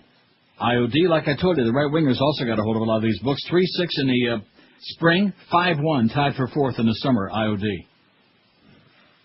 This is shocking. But the morning number, this is the number we've been waiting for. Mm-hmm. Didn't you think, haven't we been brainwashed into believing that something spectacular was going to happen in the morning? Hey, it's Howard Sperm. Don't see it. Something happened all right. I can smell it. Ooh. Smells like a toilet in here. WXDJ, that's the new gigantic number 1. That's the new No Spaghetti Glaze station du jour. Went from number 1, 6.4 in the morning in the spring book to a 9.5. Everybody who knows Spaghetti Glaze is listening to WXDJ. Well, what is that? Is that Los Phenomenónicos? Is that them? I guess. You're asking me? I don't know. Miguel will know. Hey, Miguel. I have no idea. Hot 105 from a 5.1 to an 8.5. Boy, they must have found every ethnic in South Florida for this the book in September. Big. Look at that. Paul and Old Ron from a 4.7 in the spring to a 5 in the summer. From 6th to 3rd. That is really desperate when those guys are going up. CMQ-FM, they're like, they made a little bounce back up again. From 8th to 4th. QAM in the morning with Howard Stern on for 5 weeks. From 2nd, 5.3 in the spring, that was Mo and Gildy and Joe Rose, to a 3.7 5th, number 5 in the morning. How does this man keep doing it to us? You know what? How does it? I mean, get a doctor in here to heal my wounds. How do they keep doing it to us? Now, what's the station that Joe Rose is on? Is that still Waxy? I don't know if they changed the call letters. No, it's ESPN Radio now. But that's not call letters, Josh. Yeah, it's 790. 790. It's Waxy. The reason I ask is because in the spring they didn't show up in the morning in men. Now they have a 1.2, which isn't a big number, but that's 1.2 that came away from QAM. See what I'm saying? That's Joe Rose. Or at least part of it is, because he's down to 11. In fact, let's see if they're doing anything in the midday on Waxy. This is just positively astonishing. And what did I say? Look at that, from nowhere in the spring to a 0.9 in the summertime, which is, again, only a little part of the summer book. that they put the sports on there, and Joe, and whatever else they got, whatever other sports crap they got on there. So we, let's see, like I said, in the midday, we were number 2. Maybe number 1 from 10 to 2. I don't know. We don't know. Although, look at that jump for Love 94, man. Yeah, well, what is that all about? What did they do all of a sudden? WXDJ in the morning went zooming up. They already were number 1, but they went up over 3 points. And Love 94 went from 6th with a 4 up to number 1 with a 6.2. What kind of men were getting these diaries anyway? Gay. Something very strange about that. In addition to which, I think also that the situation with the hurricanes also affected the number of people in September who sent diaries back. Yes. I have a feeling that the sample, how many people do you think sent diaries back in South Florida? About 30, man. Yeah. Now let's see. What about Air America? Maybe that's where the audience went. You think? Air America. Let's see. Call letters. What are they? WINZ. Oh, let's see. WINZ, which used to be Fox. Right. Fox Sports. Oh no, they went from a 1-1 in the spring overall, man, to a 0.8. Let's see about in the morning, which includes a little bit of the tapes of the goddess there from the day before. You know, the Randy tapes? Mm-hmm. Let's see how she did. 0.8 in the spring when they were Fox Sports, 0.8 now. At least they're consistent. What about midday, which includes, of course, the Randy tapes and Al Franken? Down. They're down. They're down. 2-2, that was when they were doing sports with Romy and company, down to a 1-4 with Al Franken and Catherine Lamfer. Hi. No, I'm Catherine Lamfer. So they're not doing it.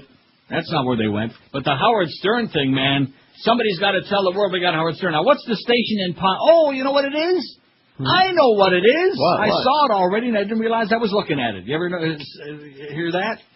I was looking right at it, and I didn't know it. Look at that, WPBZ. You people in Palm Beach, you got to clue me in, but I'm sure that's the buzz. Am I right? I don't know.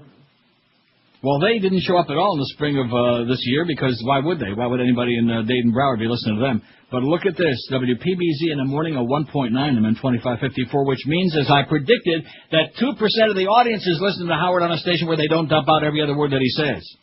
So if you add his 2 points there to what we got on our station, that's 5.7, which wouldn't be all that bad, which would be, number 3 anyway.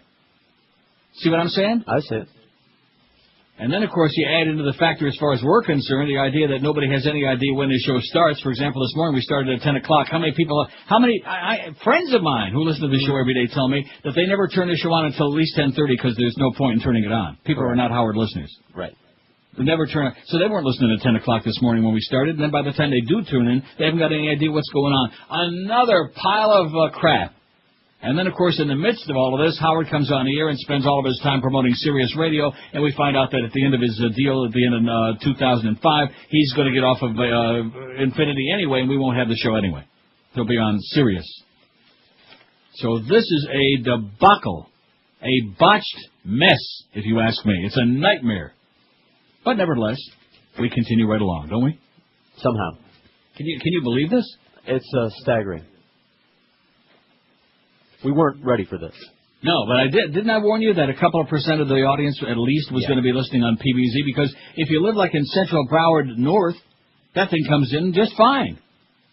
So you have a choice. You either hear the show like pretty much in its pristine state, or you hear like every 10th word bleeped out by the dump button monkey.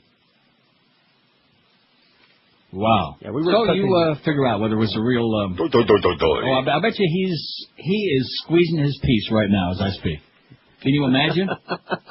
Nice going, Mo. You come out... Yeah. Come out smelling like lilacs, baby. That's correct. Absolutely. Right. All right, calm down.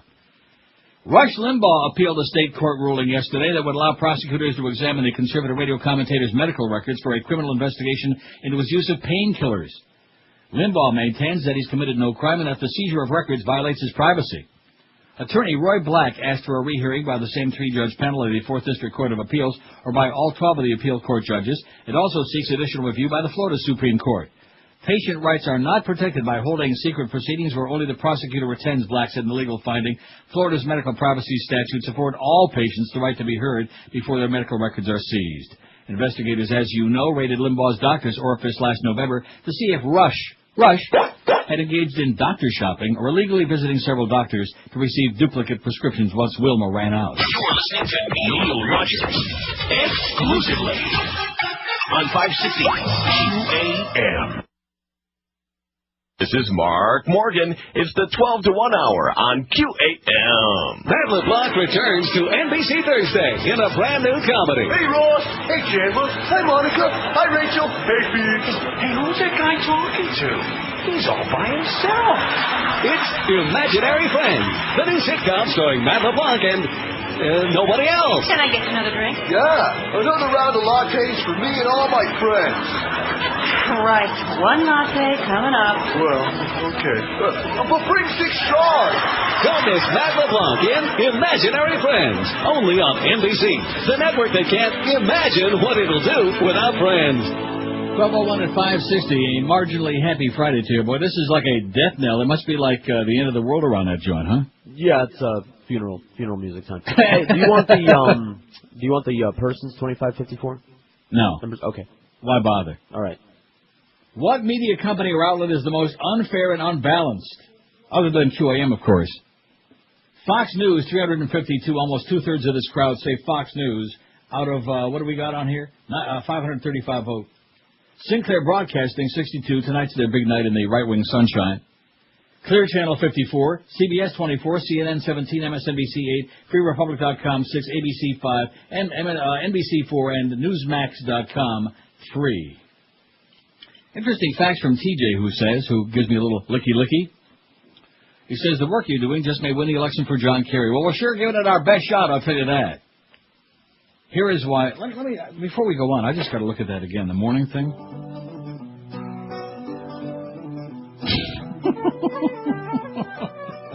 What is this, a funeral dirge? It's a jig. I beg your pardon? Sounds like a racial thing to me. It's an Irish jig, so I guess it is. WQAM in the morning from number 1 in the spring. This is this is overall, I'm sorry. We were number 1 in men overall by a mile. We were kicking ass in the spring. Yeah. A 5.8 share, to a 3.7 share, and number 5 in the AM. Even our close personal friends, Ancient Paul and Old Ron, beat Howard out. Badly. 5-0 to a 3-7. And like I said, 2% of the audience in South Florida were listening on PBZ, on the Buzz. Didn't I tell you that? Didn't take a genius to figure that out. So we turned the whole radio station upside down again.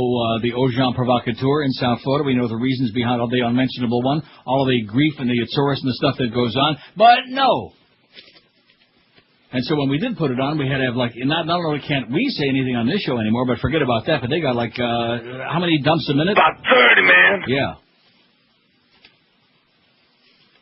And so maybe this is just because it didn't have time to sink in. Maybe the word of mouth didn't get it done since we weren't doing any other kind of promotion to let the public know that Stern was on QAM. And, of course, once you do change format, like I've told you before, the sports people, they vamoose. They're gone. Right.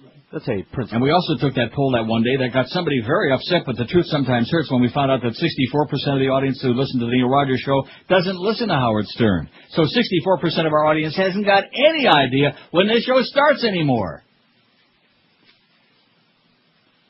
Wow. And the fallout from it is just enough to make you plots. Right. There you go. Right on. He says, the work you were doing may just win the election for John Kerry. Here is why and why the polls are really wrong. Most polls are based on likely voters. Voter rolls are public record available to anyone. Polling organizations use these records to define likely voters. If a voter has not voted in the past 2 elections, they are not likely voters, not included in the polls, hiding under the radar. The polls are missing all these people. In 2000, only 46% of registered Democrats voted in the presidential election.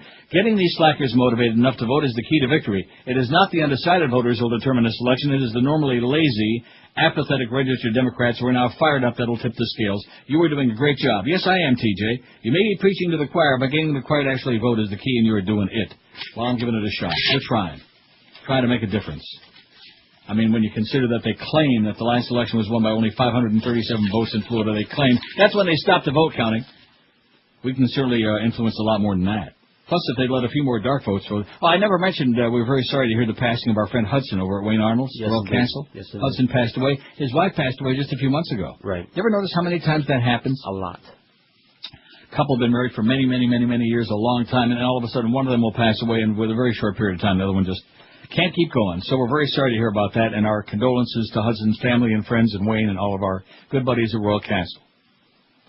56705. I'm almost speechless. I may just have to do the rest of the show laying down on the floor, you know? Because we were led to believe that this was going to be, we had grabbed the golden grail, baby. This was going to put us way up there at the top. We solved all of these unmentionable, you know, when you look at the numbers from the spring, what problem was there? Was there a problem? Absolutely. Not. I don't see any problem back there in the spring. Even the Mo-Man was doing just fine, and Joe was kicking ass in there between 8 and 10. We were getting a really solid lead in there. We had an 8 share in the spring in men, number 1 by a country mile. And you'll notice that we're going along, and all of a sudden in the summertime, and we're doing a couple of good month and a half, month and 3 quarters really solid, and all of a sudden we get in there with this new deal here. Even FDR never saw a new deal like this. And now we've got an abortion going on. And we've got the people, the talking heads in the building. Oh, you don't worry, it's going to be just fine. And Howard's listeners, you're a natural lead-in, and blah, blah, blah. Right. Our audience hasn't got any idea what time the show starts anymore. Quite frankly, and neither do we. Neither do we. I sat down here this morning. You told me it was a Howard tape today, so I knew it started right around 10, which it did. But that's the only time we have any idea when we start. And that came as quite a shock to me, by the way. I thought to myself, this must be a freaking daymare. Anyway, say a couple of calls. We'll move right along. It's just, how many times can you get hammered? You know what I mean? How many times can they keep doing it to you? When you got a bunch of people doing their damnedest, working their asses off, trying to, put a good show on every day, keep the audience going out there, and they just keep, it's topsy-turvy time, man, when you're dealing with emotional basket cases. Every couple of weeks, we got to change the format, move this one around. We're pissed off at this one. We're suspending that one. We're crazy people. What did I tell you the other day? We're not a broadcast company. We're a bunch of crazy people, emotional cripples, lunatics. But I'll take the money, thank you.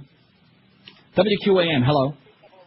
Hi, is this the radio station? Yes, sir, WQAM. Okay, sorry, wrong station. Formerly, I beg your pardon? I'm sorry, is this Neil? Yeah. Oh, hey, Neil. Yeah, I listen to your radio station all the time. Me and my dad. I just wanted to call and say you got a good radio station. Thank you, sir. No problem. And have a great day. You too. See, that was nice. He's making us feel a little better. He knows that we're licking our wounds now that we got our asses kicked. We got walloped, baby. We got screwed and tattooed. And we're the one show we're not afraid to tell you about it, okay? Not like the other stations and pretend that they're the only station on the dial or the only company that's in the business. And, of course, in Clear Channel's case, they're just about right. But, we're here to tell you, man, we got screwed. We took it, man, a pipe the size of Mount Rushmore that came out the top of our head. And I can't tell you where they inserted it, but you can use your imagination, okay? Rectum. Now, don't be saying that. Joyce will be getting all a titter. WQAM, hello. Yeah, morning, Neil. Yes, sir. Good afternoon. I finally see you getting pissed off about this early morning thing. About what? About the early morning show? I mean, it doesn't look like it's working out too well, does it, based on these numbers we just got? It looks like it's a nightmare. Well, I'm an ardent listener of yours. And what I do in the mornings now, because I'm not a stern listener. Right. I turn on and I listen to Mike, and I listen to Joe. And then I get over to you by 11 because I don't know what time your show starts. Right. So I just wanted to say my piece, man. And I hope it changes. Joe is kicking some serious butt. Okay. Okay, Pally. Good. Bye. Wow. I got my pile here, but I'm so emotionally. I mean, we might actually be number one, and certainly number two isn't all that bad, especially compared to the rest of what went on. We'll take it. But to look at, I got to look at that again in the morning. Yeah. And keep in mind, by the way, that we don't come on at 10 o'clock, so the idea of even 10 to 2 is not going to be accurate for what number we got. I think we are number one, you and I, and Josh. And Boca. You see what I'm saying? And Boca Brian. And Eric. There's no way to really, and Eric, there's no way to extrapolate like 10:30 or 10:45 to 2. I think maybe we'll have to do like 11 to 2, to be fair, as far as these bonuses are concerned. I'm not taking any, and neither should you guys have to take any financial fallout because Stern fell on his face on this station, and because it's also on a Palm Beach station that's got a great signal and taking a couple of points away from us. See what I'm saying? Well, guess what? Well, no, but listen to me. If he did only a 4 between 6 and 10, or what did he do? Oh, I'm sorry, I'm exaggerating. A 3.7. A 3.7? Jesus! Even Mo never had a number like that. Well, maybe a couple times. But, I mean, Mo was doing 5 there in the spring. If he did a 3.7 between 6 and 10, by the time they got to the final 45 Robin stories and promoting the 85 concerts there, what the hell do they have left? Do you see what I'm saying? I do. So between 10 and 10:45, my God, we must have been 0 points. I'm 11 to 2 is a bonus time, the way I'm looking at it. We'll wait to see the hourlies. Let's see what that looks like. Yeah, let's. In fact, that's what we'll do. We'll see the hourlies, and then the hours. If the hourlies came out good to 11 to 2, then we'll take the bonus from there. And if not, we'll take whichever hour is best, and that'll be our bonus. You're listening to Neil Rogers exclusively on 560 QAM. Only in the Banana Republic, baby. Only in Miami. WQAM is proud to bring you the WQAM School of Broadcasting. Yes, you too can have an illustrious career in the wonderful world of radio. If you follow our curriculum, the course is free. Of course, you'll work for free. Call 1-800-WANNABE and speak to our Director of Education, Mr. Lenny Martez. So, you want me a broadcaster? A what? A broadcaster. Yeah. No? Yeah. Broadcaster. Broadcaster, Well, right. can you say news? News. News. No, it's not news, it's news. I'll take you on a tour. You need help. Here, we have the Joe Rose Beginners Course. Wait. Repeat after me, man. Wait. It's good.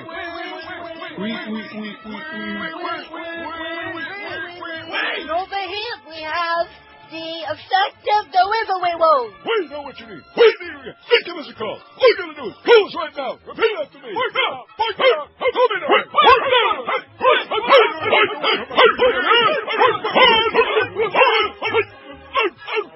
And over here, we have the Snowbike Division. And open your books to page 14.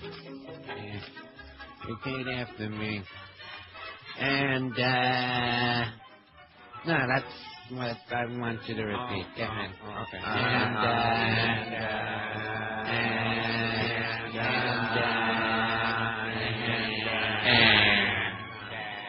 And over in this room is Josie 101. Yes, it's the wonderful world of radio. Radio, where you can hear your own voice.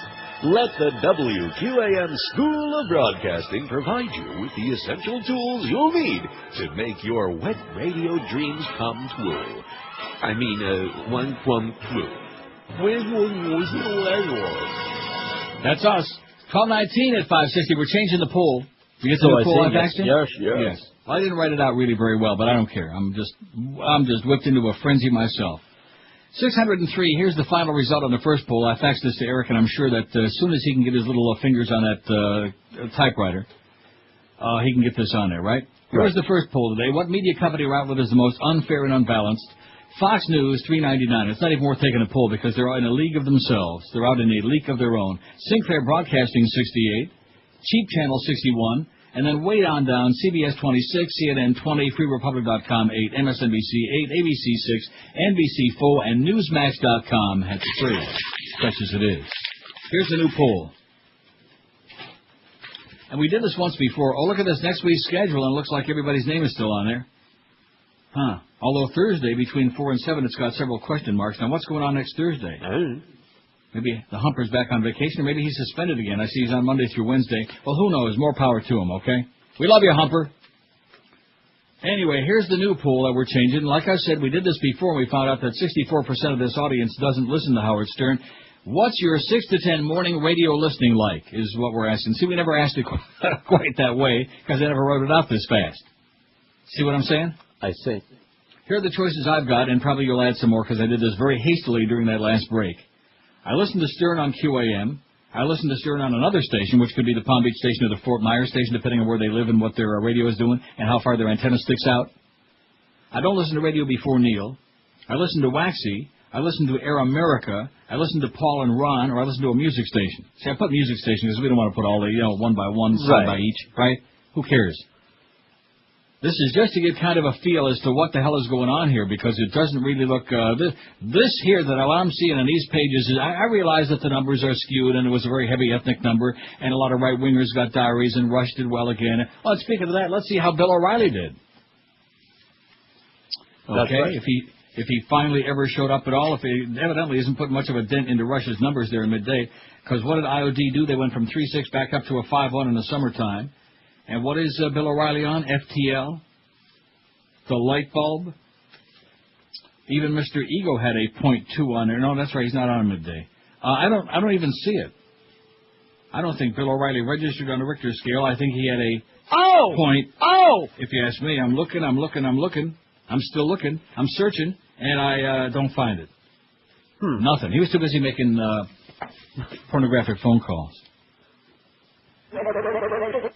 Who's insensitive to gays? Start with the Cheneys, writes Ellen Goodman.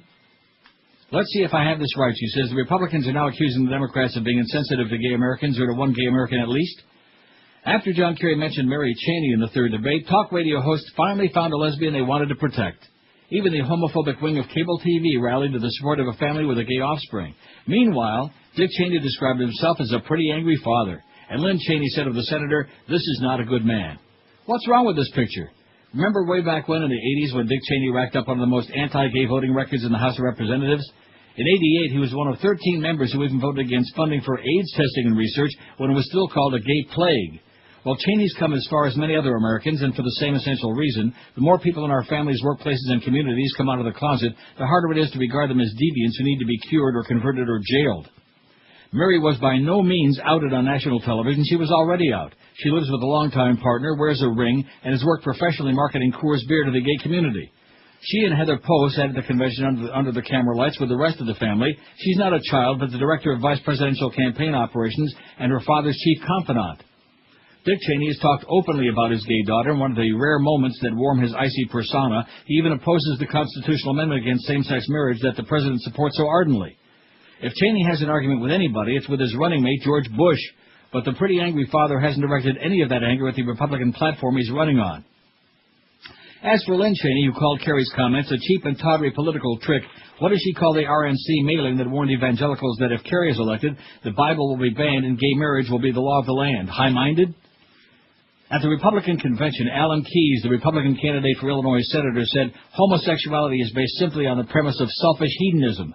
When asked if Mary Cheney was a selfish hedonist, he answered, "Of course she is." Did Lynn call Alan Keyes a bad man?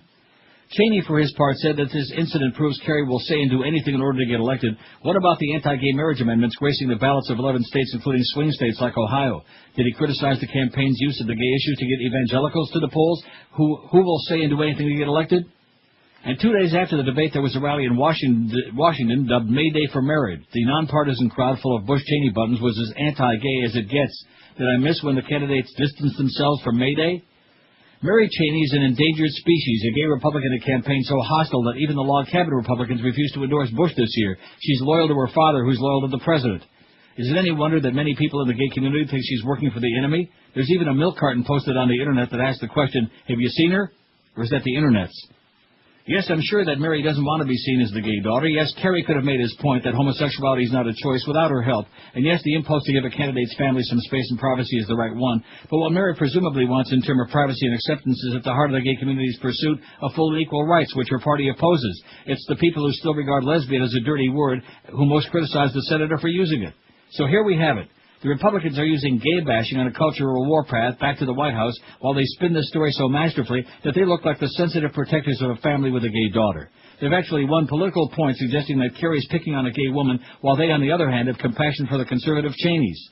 Hot damn, they're good at this. Next thing you know, Karl Rove and company will figure out a way for the candidate, who sort of served in the Air National Guard, to win political points over the decorated veteran for the Vietnam War. They might even try to tarnish his Purple Hearts. You're listening to Neil Rogers exclusively on 560 QAM. Friday, you bastard. On the next Oprah, you'll be shocked. You'll be amazed. You'll be talking about it for the next however long until she shocks you again. Oprah makes your wildest dreams come true. Today, everyone in the studio audience, all 276 members, get a brand new liver. Everybody gets a liver! Everybody gets a liver! Then, tomorrow, all 276 studio audience members get a brand new uvula. Everybody gets a brand new uvula! Everybody gets a brand new uvula! The next day, all 276 members of the studio audience get a 3-foot helper monkey. Everybody gets a 3-foot helper monkey! Everybody gets a 3-foot helper monkey! The next day, all 276 audience members get a new prosthetic arm. Everybody gets a prosthetic arm! Everybody gets a prosthetic arm! Oprah, giving away great stuff she didn't have to pay for, even though she could easily afford to. And next season, everybody in the studio audience gets Stedman. Everybody gets Stedman! Everybody gets Stedman! You can have them. 12:31 at 560 WQAM, the Mad Dog at 2 from Hooters and Pembroke Pines. The Humper and Eddie K from Calder this afternoon. The Big at Hooters Doral at 7 and Eddie K back again for more punishment at 10 tonight. This would make a good bumper sticker. Somebody says, George Bush, making enemies faster than we can kill them. Yeah. Absolutely. Yeah, good point. So we got about 30 votes. About 30, man. On the new poll there. It's up there. We need everybody to vote on this today and over the weekend. What's your morning, 6 to 10 a.m. radio listening like? 30 votes. I don't listen to radio before Neil, 9. I listen to Waxy, 6. I listen to a music station, 4. I listen to Stern on QAM, 4. That's 13.3%. I listen to Stern on another station, 3. Uh-oh. I listen to Paul and Ron, 2. I listen to Air America, 2. You know what we need to find out? When did Stern go on PBZ, on the Buzz in Palm Beach? Okay. I'll tell you why that's important. Why is that important? Because it shows a 1.9 for the summer book, but keep in mind, he was only on, I don't know, maybe a month and a half of that? I don't know what the date was that he went on there. You see what I'm saying? I do. So the 1.9 is divided like over a period of 3 months. For example, if he went on in September, which I know he went on before then, but just as an example, you would multiply times 3, in other words, a 5.7, which would be a disaster for us. My option isn't on this poll, not to be a nitpicker, but I will anyway. Go ahead. NPR. NPR, put it on there. A lot of our crowd. We can add on there. Josh can do a little something there, although he's probably depressed and upset now that we have these shrimp-like numbers. Our numbers really aren't that bad, especially compared to the rest of the day, but it's just the idea that we've been yanked around again, man, and don't even feel too good. So somebody will have to let us know what the hell the story was with the Buzz when they put him on in Palm Beach. Because that 1.9 is obviously only a fraction, either maybe half or 40%, maybe about 30, man. Whatever they really got during the summer book. So there are many people listening to Stern on a station that comes in clear and that also doesn't chop out as much as we have to do. And as a result, there you go. I mean, once we get to about 100 votes on this, I'll revisit this thing again. By the way, it just showed the latest state-by-state poll, even though, of course, we already told you they don't mean that much, but Kerry's a little bit ahead in Wisconsin again. Thank goodness. He's got to win Minnesota and Wisconsin. He has got to win those. Trust me when I tell you. He can't afford to be losing states that Gore won. WQAM, hello. QAM. Hello? Yes, sir. Yes, hi. Is this Neil? Yes, it is. Hi, Neil. I just wanted to call and say I heard you talking about Howard Stern. And yes, I feel the same way. I don't like Howard Stern. I think you and George do a great job. You all have a great radio station.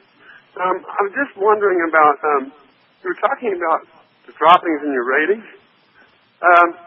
I feel that the great one. Yeah, okay, great.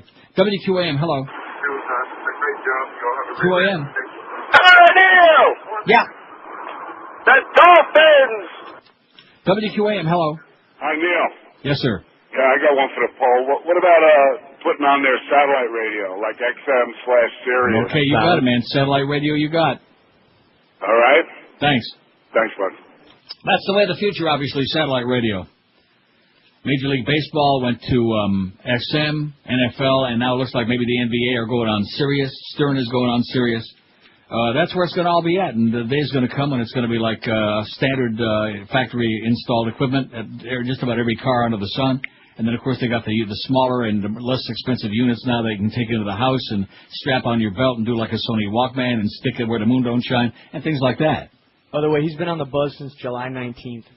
July 19th, so now we have to feel a little bit better about it because that means July, August, and September. So not all of July. Right. See what I'm saying? So let's just add another point. Okay? So add like 0.6 of a point. Say you had a 2.5, okay? Okay. So if you take the 2.5 and add it to our 3.7, that's 6.2% of the South Florida audience that's listening to Stern in the morning. And again, with little or no promotion anyway. Which isn't great, not a spectacular number, but it's not all that bad coming back out of the blue, with no promotion. So that wouldn't be all that bad. The only problem of it is we've lost almost half of it to somebody else. See where I'm coming from on that? Toronto? Right. Where it's kind of overcast and 14 degrees, 58. 58. What are you talking about? It's toasty, man. It's beautiful. This is the time of the year you got to love. You go out and breathe that fresh air. What's your morning 6 to 10 radio listening like? We want 50,000 people registering on this. 65 votes. I don't listen to radio before Neil 16, okay? I listen to Air America 13. That's a good choice. I listen to Stern on QAM a dozen, okay? 18.4%. I listen to Waxy 9. I listen to Stern on another station 7. I listen. 7. That's 11%. We got 12, and the other stations have got 7. I listen to a music station 4. I listen to Ron and Paul 4, which is, well, it is what it is. I don't see NPR on there yet, Josh. I don't see satellite radio on there yet. Are you working on it, or are you just, huh? You need a refresh. Okay, it's so refreshing. That's all right. And it is mild. There it is. And neither one of them have any vote. Now, it's interesting because he's got NPR. I'm voting for it anyway. Wow. Sidney Blumenthal writes, Sidney Blumenthal, of course, former senior advisor to Bill Clinton, Washington bureau chief of Salon.com, writes, passing almost without notice earlier this month, the public release of the civil rights record of the George W. Bush administration, the official staff report prepared by the U.S. Civil Rights Commission, whose submission is required by federal law, was blocked by the Republican commissioners. Nonetheless, it was posted on the commission's website. This report finds that President Bush has neither exhibited leadership on pressing civil rights issues nor taken actions that matched his words. Bush has held the Civil Rights Commission in contempt since its June 2001 report on election practices in Florida during the 2000 campaign. Then it concluded, the Commission's findings make one thing clear. Widespread voter disenfranchisement, not the dead heat contest, was the extraordinary feature in the Florida election. The disenfranchisement of Florida's voters fell most harshly on the shoulders of black voters. Vast efforts to mobilize or suppress African American, Hispanic, and Democratic voters have already reached a greater level of intensity than in any other modern campaign. The Republicans in Ohio, for example, have attempted to toss out new Democratic registrations because it was claimed they were written on the wrong weight of paper, a gambit overruled by a federal court. From Pennsylvania to Arizona, a Republican consulting firm is discouraging new Democratic voters from getting on the voting rolls. Meanwhile, the Democratic Party has got more than 10,000 attorneys deployed to defend against voter suppression, 2,000 of them stationed in Florida. Civil rights groups are sending out more than 6,000 lawyers. Bush versus Gore remains an open wound, and now the battle over voting rights, over democracy itself, is being fought again. Since 2002, when Republicans exploited terrorism to besmirch the patriotism of Democrats in midterm elections, what can only be called a new Democratic Party has been summoned into existence by extra-party groups. More than 100,000 activists are tramping through the precincts. In Ohio alone, more than 300,000 new Democratic voters have been added. Cecil Richards, director of American Votes, told me these numbers. These registrations of literally millions of new voters didn't just happen, they were organized.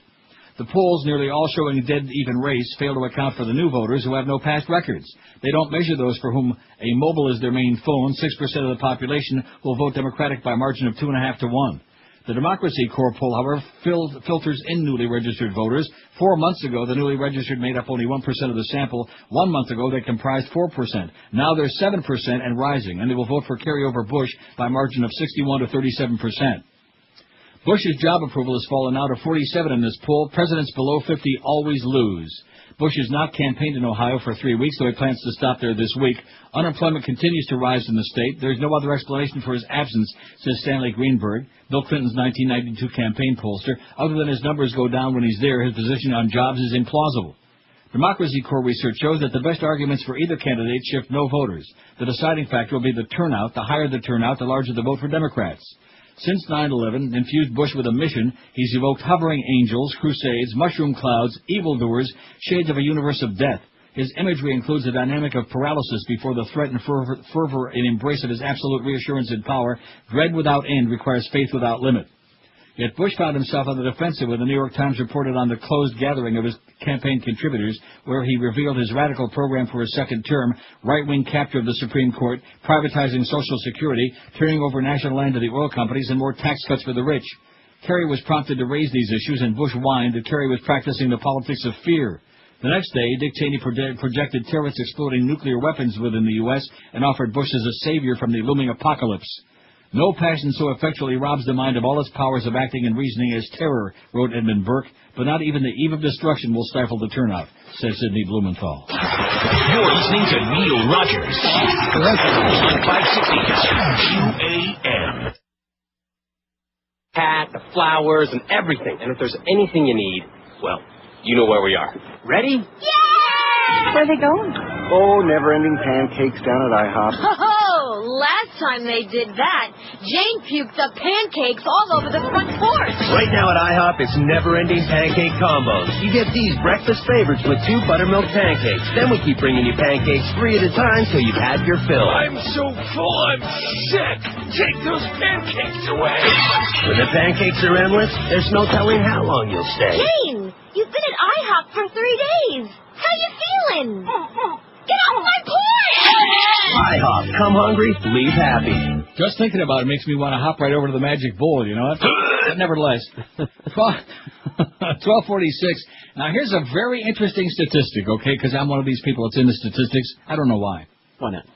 But remember I said in the first poll we took on this after Stern was on for a few weeks on the station, and 64% of our audience didn't listen to Stern?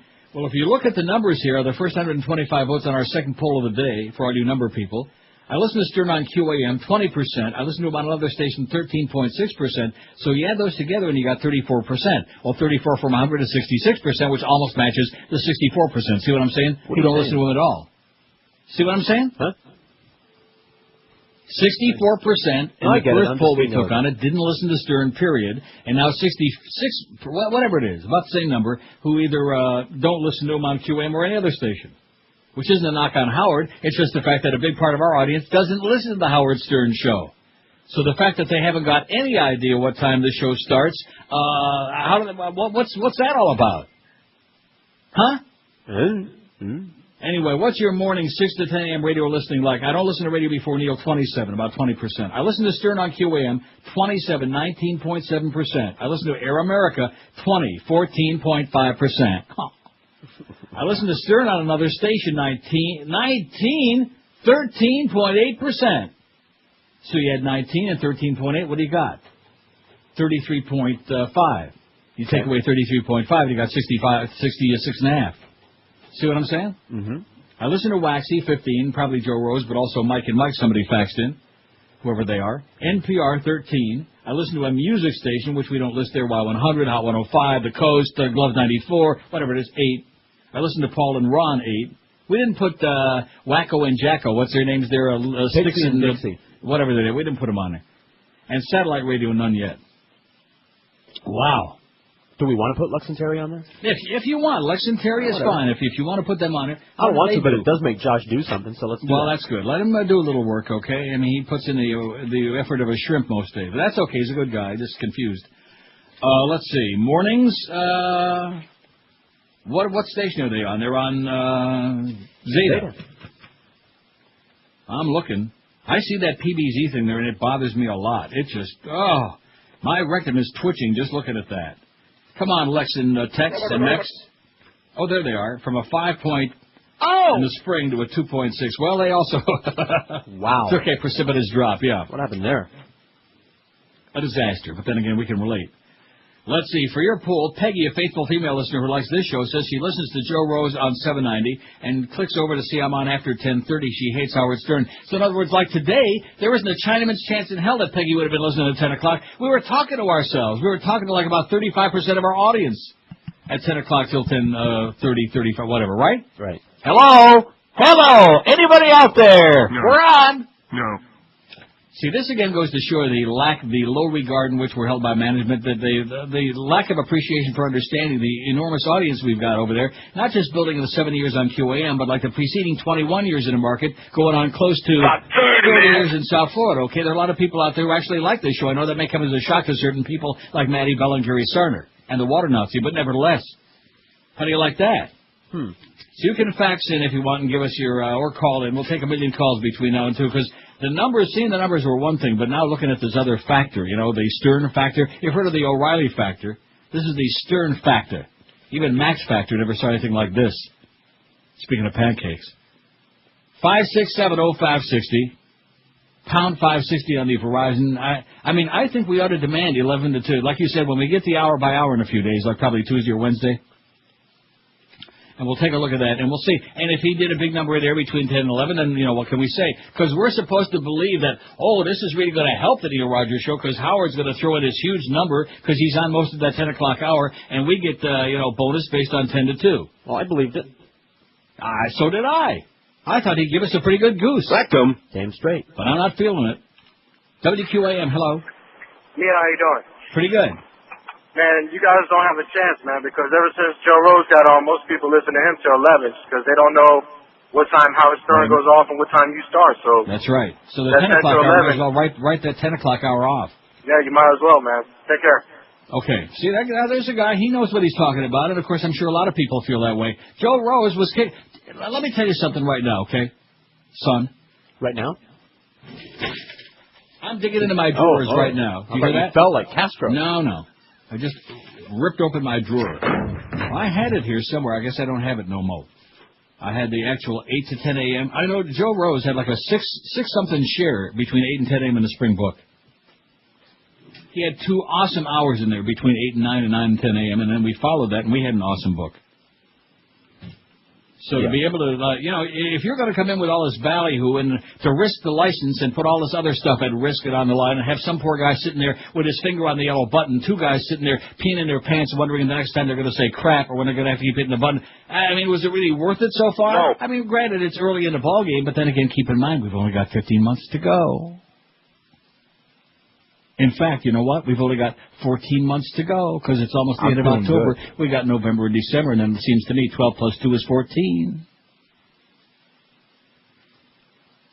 See, I can't deal with people, and I've seen it everywhere that I've worked in this business, people who just can't leave well enough alone. They're kicking ass, they own the market, they're just, money is rolling in hand over fist. No, they can't leave it alone. Hey, we got a better idea. You know what it's like? It's like a kid takes a toy, or somebody is pissed off, and they get a call that gets them really pissed off, and they take the phone. You've seen people trying to smash the receiver, the old-fashioned phones that have a receiver. Right. And they just keep banging it until they smash it, until it breaks. That's what's going on at QAM. Humpty Dumpty, actually the pieces through all the miracles of all the different incarnations of the first team and the worst team, and Ron Hersey and Ron Heresy and all the other different people, and Defoe and the Indians and all of this stuff. And we still managed to, keep it together. Right? Somehow. So let's just keep breaking it and banging on it until we can finally just demolish it. And I think that's it. I can hear the pieces one by one hitting the floor. I hope I'm wrong. I hope that this was just a 1-month aberration and now October comes. The purging month. Yeah, right. Yeah, I'm ready to purge, like I told you. Big time. And I've noticed that the people in the building, I don't want to mention any names, the ones that I don't speak to anymore because they give me agita, I don't see any useful information here, like the monthlies that would give us an indication of just how awful September was. You see any of that yet? No, they're in an office or something. They're what? In an office. Maybe they went to lunch. I don't know. Well, that's really useful. And they wonder why I don't want to talk to them. See, when we need something worthwhile, some information, something either positive or negative, but something that might be enlightening to us, the audience, the other people who work on a radio station, no, have to ask for it. Don't you have that ability? Rob says some people listen to other streams from other stations around the USA. In other words, like on the internets, as the president would say. The internets. So, how do we want to put that? Internet radio? Okay. Yeah, put internet radio on there. It'll give you something to do, John. WQAM, hello. Yes, this is Irvin. I want to speak to Neil. Monty Irvin? Irvin. Irvin Schindler? How you doing, Irvin? Irvin Miller. Oh, hi. This is Neil. Neil, I go all the way back to WKAT. Oh my God. I never listen to the Howard Stern show. I wait until he goes off, then I come back on to you. Well, how do you know when he's going to go off? Because I'm in my car. I don't know what time, so I go back and forth from WLRN. You have to keep punching them buttons back and forth, waiting to see when the hell we come on. Yeah. But you know what? I was watching CSI last night. Do you remember you did the story of the time on the urine lady? Yeah. Some years back. Oh, sure. They had a program last night on CSI of the ladies taking urine so that they can stay young and look beautiful. I said, oh, my God, Neil Rogers' urine lady has finally made it big time. I bet you didn't look a day over 90. Nope, Thanks not a at lot, all. Irvin. Have a All right, good day. Keep the work going. Good work. Keep punching it, man. Keep punching it. We need your help. Yeah, we need your help because now, again, it's one of these deals where he's got us in a kettle of fish that we can't get out of, and we're stuck with this deal for another 15 months, and, it's unacceptable. Remember the day I was screaming and ranting about that, and then I said, well, we'll just make the best of it we can because we like working shorter hours, which is true. But as far as from the audience standpoint of the show, it's kind of like, hey, somebody just stuck their foot up your ass, I'm sorry, his foot up to your rectum. Excuse me. But what? WQAM, hello. Yeah, hi, Neil. How you doing? Pretty good. Oh, I tell you, Kerry's going to be at the Tamarack Community Center, West Commercial. Oh, right. There's bus loads. The streets are closed. Oh, it's going to be a Jew jam over there, I guarantee you. Absolutely. I guess he's looking for leftover pastrami or something. But on another note, don't forget that. Wait a minute. Better tell him not to go. The last guy who started campaigning at the delis looking for a pastrami was Wesley Clark. Look how well that worked out for him, man. Yeah, not too well. I was thinking the same not too thing. good, Wes. I listened to what is it, Paul and Ron on the Gator. At 10. I shut off my radio now and I put it on about 10:45, and that's when I could catch you. I mean, I'm typical of I think what a lot of people are doing now.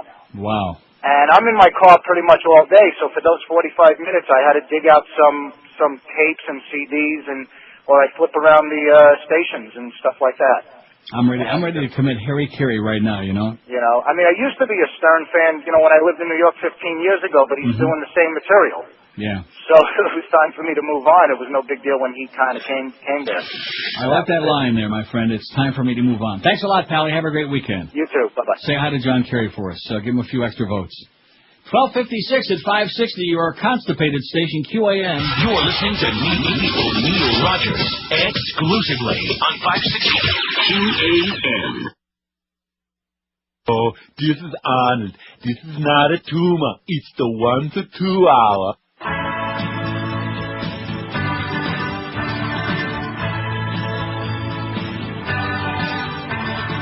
Anytime they see that we're lacking in the coast, they throw out a headline that will lead you by the nose. Hussein, they said, is the one to get. Now they have only one big potato head. Don't worry about Sudan. We got 'em. Now we're all company and safe. We got 'em. We won't attack us no more. We got 'em. Praise Bush like Jesus. Who say 9/11 is what they want you to believe? Can't get any dumber than a one-party country. You believe what they say, like the gullible fool as they use the state, so they call it true. For the election on, we got 'em. Bush has got it in. We got 'em. All right. Get down on your knees. We got 'em.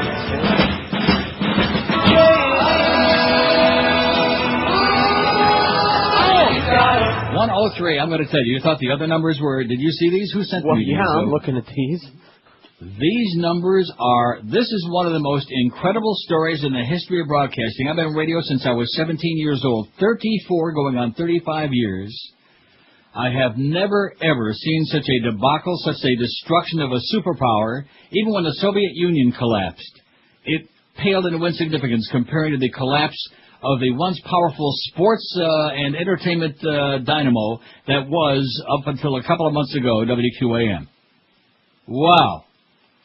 I hope somebody we know is listening. I don't want to mention any names. You know what I'm talking about? No. Huh? Sorry, I was watching the TV. Oh, you're watching Kerry on there? Times poll has him with a lead of about 10 points, but another survey, Newsweek, showing him behind President Bush with women. The reason this is so key is... Oh, yeah, behind in women, right, sure. I'm listening. See, one thing about CNN, they can find a poll with even Bush is ahead in Washington, D.C., if you believe that. Oh, there he is. I hope he's listening, too, right now, because this will make him chortle with amusement and joy.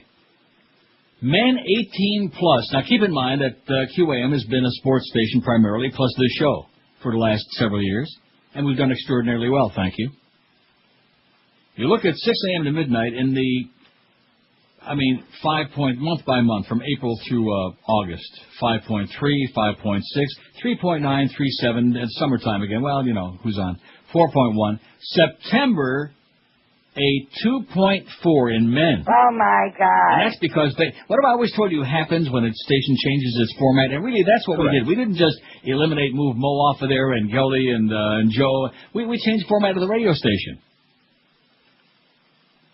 2.4. Now, the morning number, this is when the highly vaulted Howard Stern show is on. And this is enough to make me get down on my hands and knees and puke up enormous puddles of puke. Gigantic that you could, like Alice in Wonderland, drowning in a sea of tears, you could drown in a sea of your own puke. I would puke so much. April, this is in mornings, 6.1. Now this, of course, is still Joe Rose and Mo, right? Mo and Geldy and Joe. Right. The old mojo. We had the mojo going, and somebody just like Austin Powers stole our mojo. May 3.9. Well, June 3.9. July back up to a 4.8. Then August, which was the beginning of nightmare, 3.3, and September. Are you ready, boys and girls, for a number that will set your testicles tickling? A 1.5. Oh my gosh. I think that's a record. We could be, as a matter of fact, let me say this. Remember before I was joking about playing this? We could play that between 6 and 10 a.m. for 4 hours, and just from the amusement factor, people getting a good chuckle in the morning, get more than a 1.5 share. That is a mitigated disaster. That is a nightmare. That's worse than when we were on another station making fun of them. Absolutely. That is pathetic.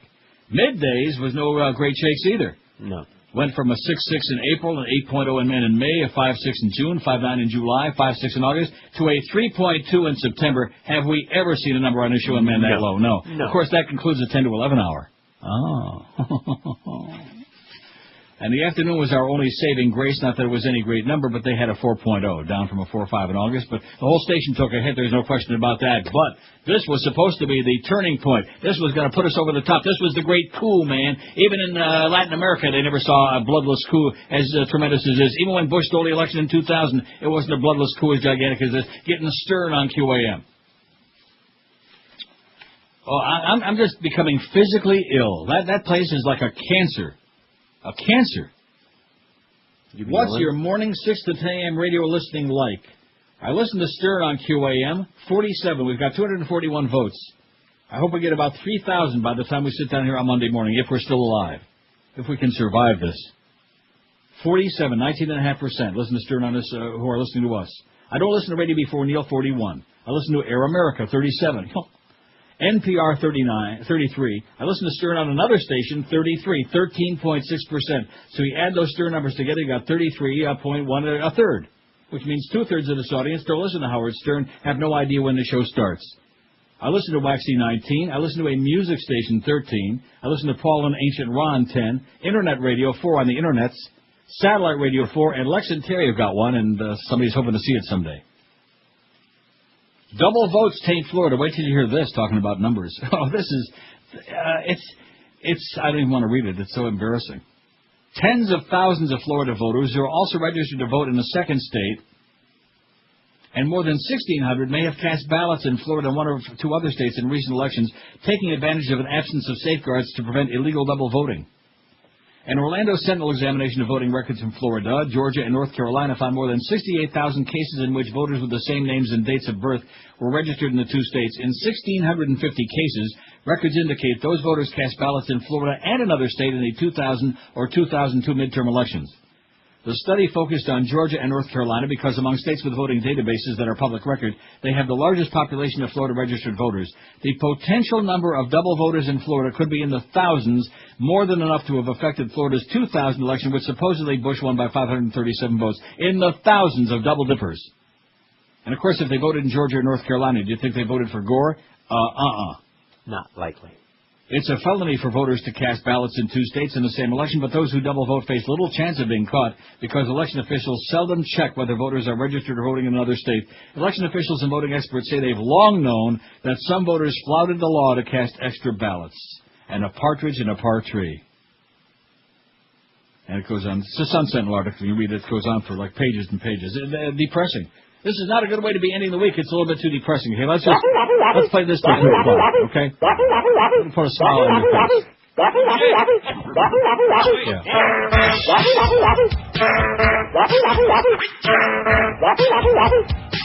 All right. Well, since you're yelling. We got to do something to bring a smile to our face. A 1.5 in men in the morning, all I can say is... Oh my God. Right. Let's take some calls, okay? Let's take a whole bunch of calls between now and 2 and make us feel better. All right. WQAM, hello. WQAM, hello. Hey, talk to Neil, please. Speaking. Hey, Neil. Yeah. I'd like to thank Greg Reed for these great ratings. Yes, sir. And I second that emotion, by the way. And I'd like to know what kind of numbers when we had the great morning guy on in the afternoon. Was that Reverend Jones again? No, I don't know. Oh, I don't know. He just said. What was it again? Is he still there? Yeah, I'm here. Okay, go ahead. I'm not still here, but I'm here.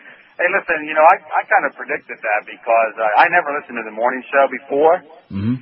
And I was listening to Howard on 103.1 and 96.1 because I can get them both here in Broward. Right. And then I was kind of glad it was going to come to you guys because I thought, well, at least, now I have to go to Miami in the morning. I can still listen to it. Right. But you guys don't even have the Howard Stern show. I don't know what the hell you have, but it's not the Howard Stern show. Well, we have a piece of Swiss cheese with a whole bunch of holes in it called part of the Howard Stern show. Well, right. You can't bring it in there and then hack it up the way he hacks it up and expect people to like it. It's just not going to happen. Yeah. All right. Good luck. I'm going to kill myself. Thanks a lot, pal. I mean, wasn't I asking myself these things out loud on the air once upon a time way back in August when this debacle began? Wasn't I saying how many people are going to listen to a chopped up, watered down, punched holes in a million places version of the same thing that they can hear loud and clear from Central Broward all the way up to the North Palm Beach line? Am I right? I think you're overreacting. Okay. Beyond a shadow of a doubt, if nothing else, they may not be good, but at least they're consistent. It's 12 minutes after 1 at 560 WQAM. With all the hurricane mess we had in September, Armstrong Florida Homestead has got to clear out all remaining 04s to make room for the 2005s. You'll save like never before on all remaining 04s in stock, ready for immediate delivery. And you can choose from a whole bunch: Rangers, Tundras, F-150 pickups, Explorers and Expeditions, Crown Vics, Tauruses, Focuses, and Mustangs. Every 04 on the lot Armstrong Ford Homestead has been drastically reduced, and you'll save thousands and thousands of dollars. Plus, Armstrong Ford offers more value to its loyal customers. When you buy your Ford from Armstrong Ford, you get their exclusive Tires and Batteries for Life program. That is correct, Tires and Batteries for Life. And the value you get at Armstrong Ford goes on and on, because now they're offering a free Florida Sun Pass with any vehicle you buy. If you've been looking for a new car but been putting it off, wait no longer, because David Rich and the staff at Armstrong Ford Homestead will guarantee you the best price. And don't forget, these folks are locally owned and operated. They treat you just like family, and they guarantee you won't get a better deal on a Ford anywhere in town. In fact, we'll bet Greg Reed's life on it. No bait and switch, no phony deals. Armstrong Ford Homestead. They're at 30725 South Dixie Highway, just 20 easy minutes south of the 836. Check them on the web, ArmstrongCars.com, then drive a little and save thousands on that new Ford only at Armstrong Ford of Homestead. You're listening to Neil Rogers exclusively. QAM. Friday, you bastard. Well, I like to be sweet. Take your push and take it for the lead.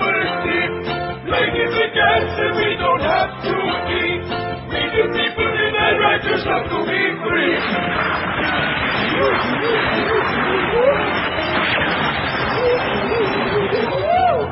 Who plainly say, freedom's on the march for those Iraqis. From the point of a gun, we're spreading our freedom. Democracy that these Iraqis want so desperately now. At least to my commonsensical perspective. Listen to himself now. Freedom doesn't want it till I got the ring. Never happy as I like to be free. Thank you, Mr. Bush, for just one thing. When we have water and electricity.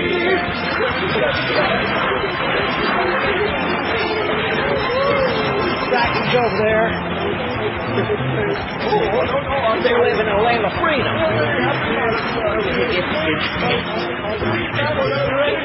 That's Obama horn. Come on, bring them right on.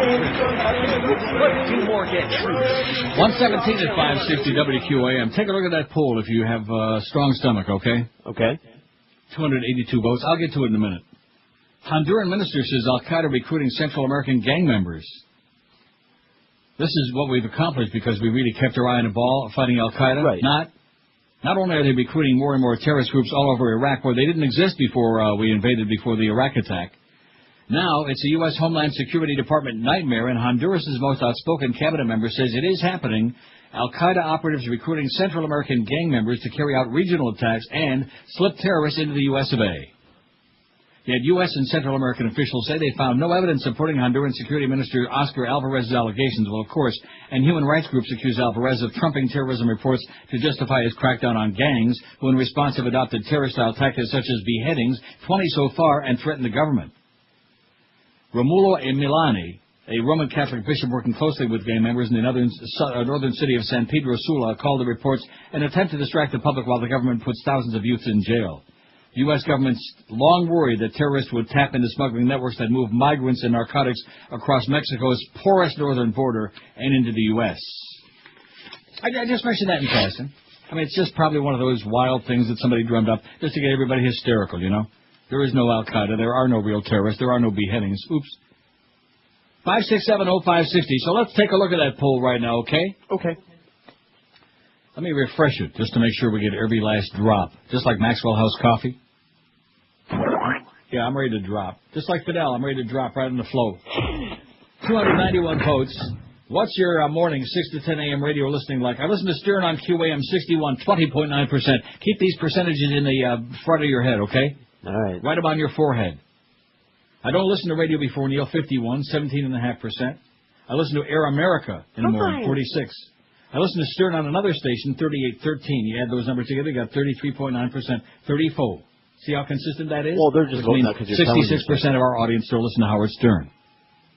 NPR, 37. I listen to Waxy, 21. I listen to a music station, 13. I listen to Paul and Ron, 10. Internet radio, 6. Satellite radio, 5. Lex and Terry, 3. Now, some might say, well, maybe when Joe was on, maybe fewer than a third of his audience listened to you because it was a sports show. But you know something? When Joe was on, people knew what time the show started. Oh, what a concept. I just mentioned that in passing. You see what I'm saying? Are you passing? Certainly, I'm not complaining. I just mentioned that in passing. El Paso, that along. 5670560, pound 560 on the AT&T, on the Verizon and Singular Wireless lines. Better get that right. WQAM, hello. WQAM, hello. Yeah, you want to talk to Neil? Speaking. Question for you. You guys should take one of those Howard Stern countdown, 14 months if he's off the air. He's got one on his website. Yeah. Maybe make it in the shape of a ticking time bomb and put it in your office there, because 14 months when he's gone, you got the Dolphins that are miserable, and our fair weather fans, there's going to be only so much shack that we can take. What are people going to tune in to?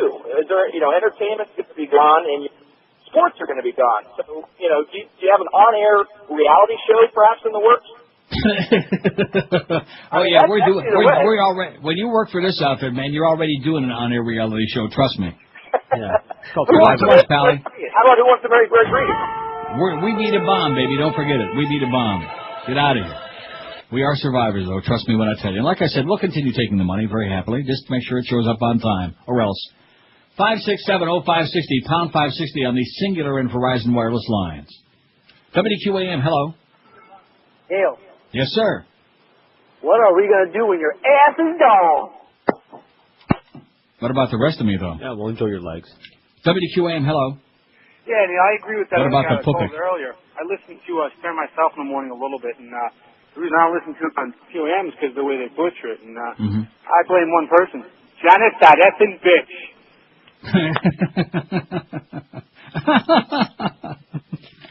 Poor Janet.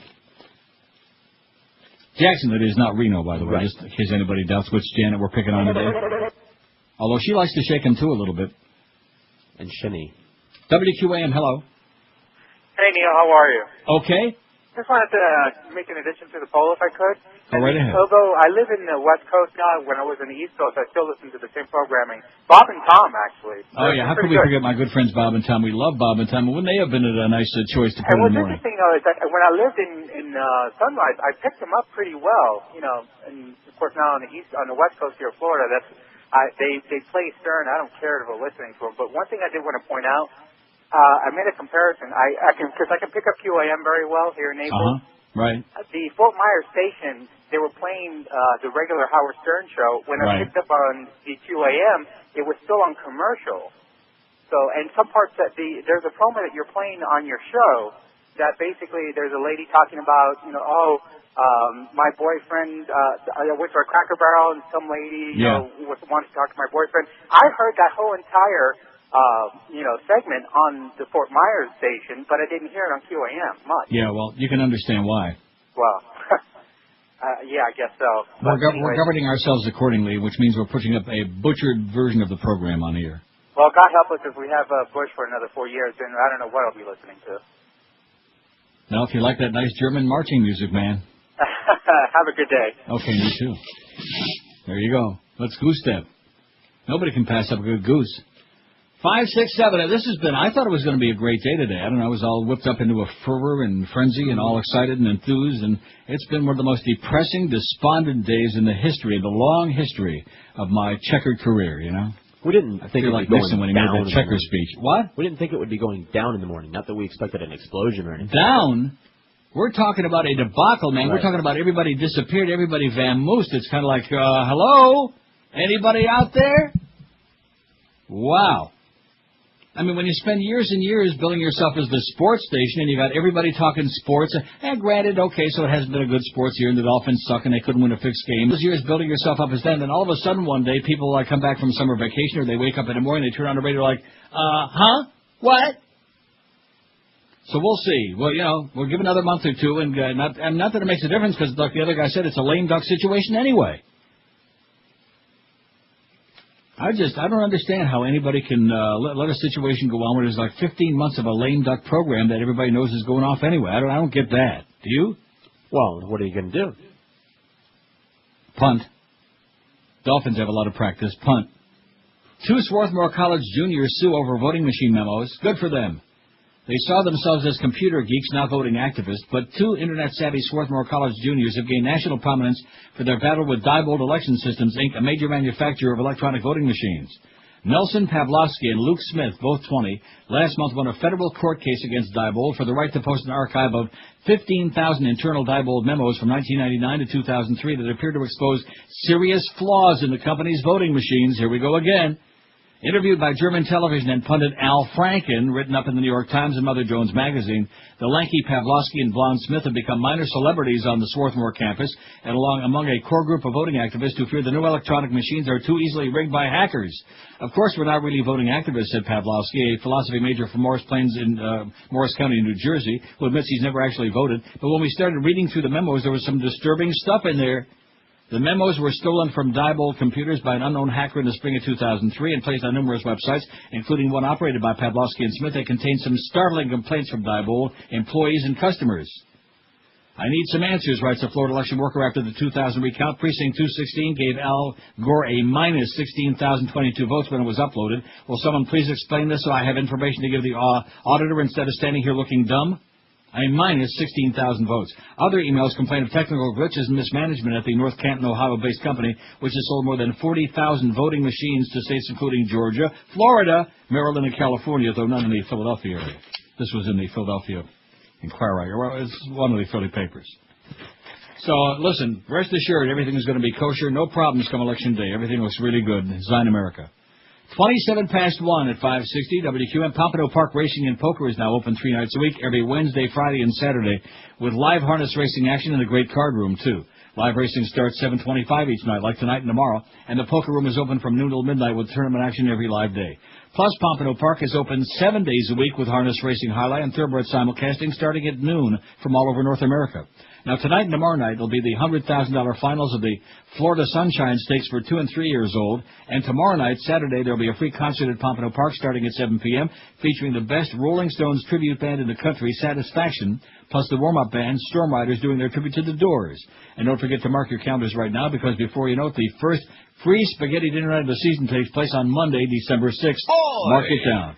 Pompano Park Racing and Poker, just a block south of Atlantic Boulevard on Powerline Road. For the racing schedule, you can check it on the web at pompanopark.com or call them at 954-972-2000. Don't forget the Florida Sunshine Stake Finals, 2 and 3 year olds tonight and tomorrow at Pompano Park. The Howard Stern Show. Neil Rogers, mornings and middays. And sports around the clock.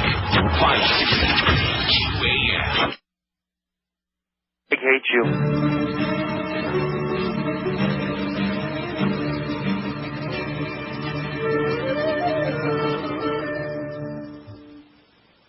Castro, get out of Cuba.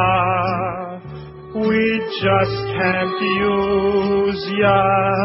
Incredible. You've been around way too long. Yes. Castro, you ugly bastard. Too long you've lasted. The Bay of Pigs should have worked. Fidel, you make me sick. Get out of Cuba quick. You are so goddamn rich, you amigo, son of a bitch. Baseball, we know you like. Are you behind the strike? Where were you in '63? Did you kill Kennedy? Muerte, muerte, muerte, muerte, muerte, muerte, muerte, muerte. Get out now and free your nation. Are you into masturbation? Fidel will lift the embargo. Cuba will become another Key Largo. USA, USA. We're turning all the rafts and boats away. Lucy! Castro, get out of Cuba. We just can't use ya. You've been around way too long. Castro, you ugly bastard. Too long you lasted. The Bay of Pigs should have worked. Hey, puppy! Fidel, you make me sick. Get out of Cuba quick. You are so bitch, you amigo son of a bitch. Baseball, we know you like. Are you behind the strike? Where were you in '63? Did you kill John Kennedy? Yes. Muerte! Muerte! Muerte! Muerte! Muerte! Muerte! Get out now and free your nation. Are you into masturbation? There will lift the embargo. Cuba will become another Key Largo. USA! USA! We're turning all the rafts and boats away. Lucy! Lucy! Arrivederci, 26 till 2 at QM. Mad Dog will be along at 2 from Hooters and the Pines. I hope that you had your finger on it there, because I was out in the other room taking a leak. I dumped it. Good for you, Josh. Attaboy. And then when the second one came up there, you should have seen how fast. Boy, oh boy. Yeah. My thumb just jettisoned right out of that button there. Like that. Ooh, sorry, Joyce. Anyway, he said the GD thing in there a couple of times, and of course, because we operate like a bunch of little children here, we're scared of our own shadow. God forbid that we should be able to say that. What's your morning 6 to 10 a.m. radio listening like? We're asking on our second poll of the day, 350 votes, and I listen to Stern on QAM, 73, 20.8%, okay? I don't listen to radio before Needle, 63, 18%. I listen to Air America, 54, NPR, 44. I listen to Stern on another station, 42, that's 12%. I listen to Waxy, 26, probably me and Joe Rose, but maybe Mike and Mike. I listen to a music station, 19. I listen to Paul and Ron, 12. Internet radio on the Internet's 6. Satellite radio, 6. Lex and Terry, 3. Lex and Luther, none. And Bob and Tom appear. Well, I'm surprised. Well, we just put Bob and Tom on there. I don't know in Palm Beach County where they're on there. I'm sure they'll do better than that. Yeah, they would have been, and I'm not really sure, but I think Bob and Tom probably end their show like at 10 o'clock. I could be wrong. I don't know. Yeah, we have no way of knowing. WQAM, hello. Good morning, Neil. How you doing? Good afternoon. Good evening. Good afternoon. Yeah, I listened to Howard Stern on your radio station until I got butchered so much. Now I listen to Bob and Tom. But right. if it hadn't been for him being on your station, I never learned about your show. I never listened to wait a minute. Now, where do you hear Bob and Tom? On what station? Decatur. So you're like in Palm Beach? Well, I work in Pompano, but yeah, I live in Palm Beach County. Okay, well, I'm not going to promote that Buzz station anymore because I like Bob and Tom. Thanks a lot, Pally. Have a great day. See what I'm saying? I'm kind of curious there. But, he likes Bob and Tom, which is good. 567-0560, pound 560 on the Verizon and Singular wireless lines. We can't afford to have any more buzzing going on, you know what I mean? Too much buzzing. WQAM, hello. Hello? Yes, sir. Hey, Neil, good afternoon. Happy Friday. And back to you. Anyway, I'm looking for a place to vote. I want to get this voting thing over with. Yeah. And I went to my place that I usually vote at, but there's no lights there. So can I go vote anywhere? I'd go back with a flashlight. Where are you, in Broward County? No, in Dade County. We got maps to both. Yeah, we got maps on our website. Just look on neilrogers.com. We got maps for Dade, maps for Broward. We'll tell you exactly where to go, pal. Okay, also, one more last thing. Yeah. That gambling, I think it's number 4. Prop 4, vote yes. Does that have anything to do with that gambling? I mean, the lotto crap? Lottery? No, it's strictly because slots at the paramutuals in Dade and Broward, and then the people, if it passes, can vote on it themselves in Dade and Broward. Has nothing to do with the lottery. Oh, there she goes. Wait, Ann Coulter got hit by pies, and she's running like a bitch. Whoa. She was trashing John Kerry, liberals, Democrats, probably the media, during a speech last night. They ran on stage, as we saw. Tried to pelt her with pies, but boy, she was fast. They only got a small amount of goo on her shoulder, but Coulter had to lean to the left. That was great. She had to lean to the left for the first time in her life. That skanky-ass bitch, Ann Coulter. That's much better than the Fidel tripping and falling down bed. We've seen that too many times already. Oh, the tape. You got to see this, folks. It'll make your whole weekend, seeing Ann Coulter getting the pies in the puss and then just running off there like she looked like Rumpelstiltskin and drag, man, in heat. Too bad those guys had lousy aim. That was just sensational. Then they show the guys in handcuffs afterwards. They'll probably put them in the electric chair. They'll spark it up all over and go to the government for some operations in Iraq. The company's hired a consulting firm to estimate what Halliburton's services should cost, the report said. The newspaper, citing the documents and internal memorandums, said that officials are considering using the estimate to serve as the basis for an equitable settlement under which the Pentagon could drop many of the claims its auditors have made against the company. But the Journal added that some disgruntled Pentagon officials see the effort to broker an outside settlement with the company as unusual because the contract is so huge. According to the report, Kellogg Brown & Root so far has billed about $12 billion in Iraq, and about $3 billion of that remains disputed by government officials. A phantom $3 billion. Well, what's $3 billion among friends, okay? We got bigger problems than that, for crying out loud. The vice president's daughter is a dyke. Listening to Neil Rogers exclusively on 560 QAM. This station stands for nothing. Now, from Washington, the McLaughlin Group, featuring Eleanor Cliff, Jack Germond, and sitting in for Pat Buchanan, New York Giant Tiki Barber. Now, here's John McLaughlin. Issue 1, George W. Rings or vault? Eleanor Cliff. Well, John, I'd have to say... Wrong! Jack Germond. Well, that's not an easy choice. Wrong! Tiki Barber. I'm going to have to say the vote. Wrong! Actual answer, floor exercise. That wasn't even a choice. Next issue, Al Gore. Favorite Broadway show. Bring in the noise, bring in the funk, or Cats. Eleanor G, I think you're swallowed off. Well, John, I'd have to say... Wrong! Jackie, Big Germond. Well, that's a very difficult choice. Wrong! Wrong, Tiki Barber. I'm going to have to say rent. Not a choice, Ricky Tiki Barber. You gave an answer last time that wasn't a choice. Wrong. Correct response, cats. He loves them. Next issue. The cast of Big Brother should be murdered. How? Eleanor. Guillotine. Wrong. Capture Bomb. Dynamite. Wrong. Tiki Barber. I don't think they should be killed. Wrong. Actual answer, poison pudding. Bye-bye. 145 at 560 WQAM. I love that. I could play that like 8 million times in a row and still not love it any less. Yeah. Now, I'm surprised Josh hasn't interjected here with a big story about the playoffs, the American League playoffs. They're in Boston. What do you want me to say? Well, actually, the game was in New York. About the dead woman. The cops killed her. The Boston Police Department accepts full responsibility for the death of a 21-year-old college student killed by a police projectile fired to disperse crowds celebrating the Red Sox victory over the Yankees. Preliminary findings indicate that Victoria Snellgrove, a journalism student at Emerson College, was hit in the eye by a projectile that disperses pepper spray on impact, Boston Police Commissioner Kathleen O'Toole said. Snellgrove died at 12:50 p.m. at Brigham and Women's Hospital, hours after the overnight melee. The Boston Police Department is devastated by this tragedy. This terrible event never should have happened, O'Toole told reporters. I wonder if she knows Father O'Toole. The Boston Police Department accepts full responsibility for the death of Victoria Snellgrove, and rightfully so. Police have said some 60 to 80,000 people took to the streets around Fenway Park late Wednesday to celebrate, although most were simply celebrating the 10-3 victory that thrust the Red Sox into the World Series for the first time since '86.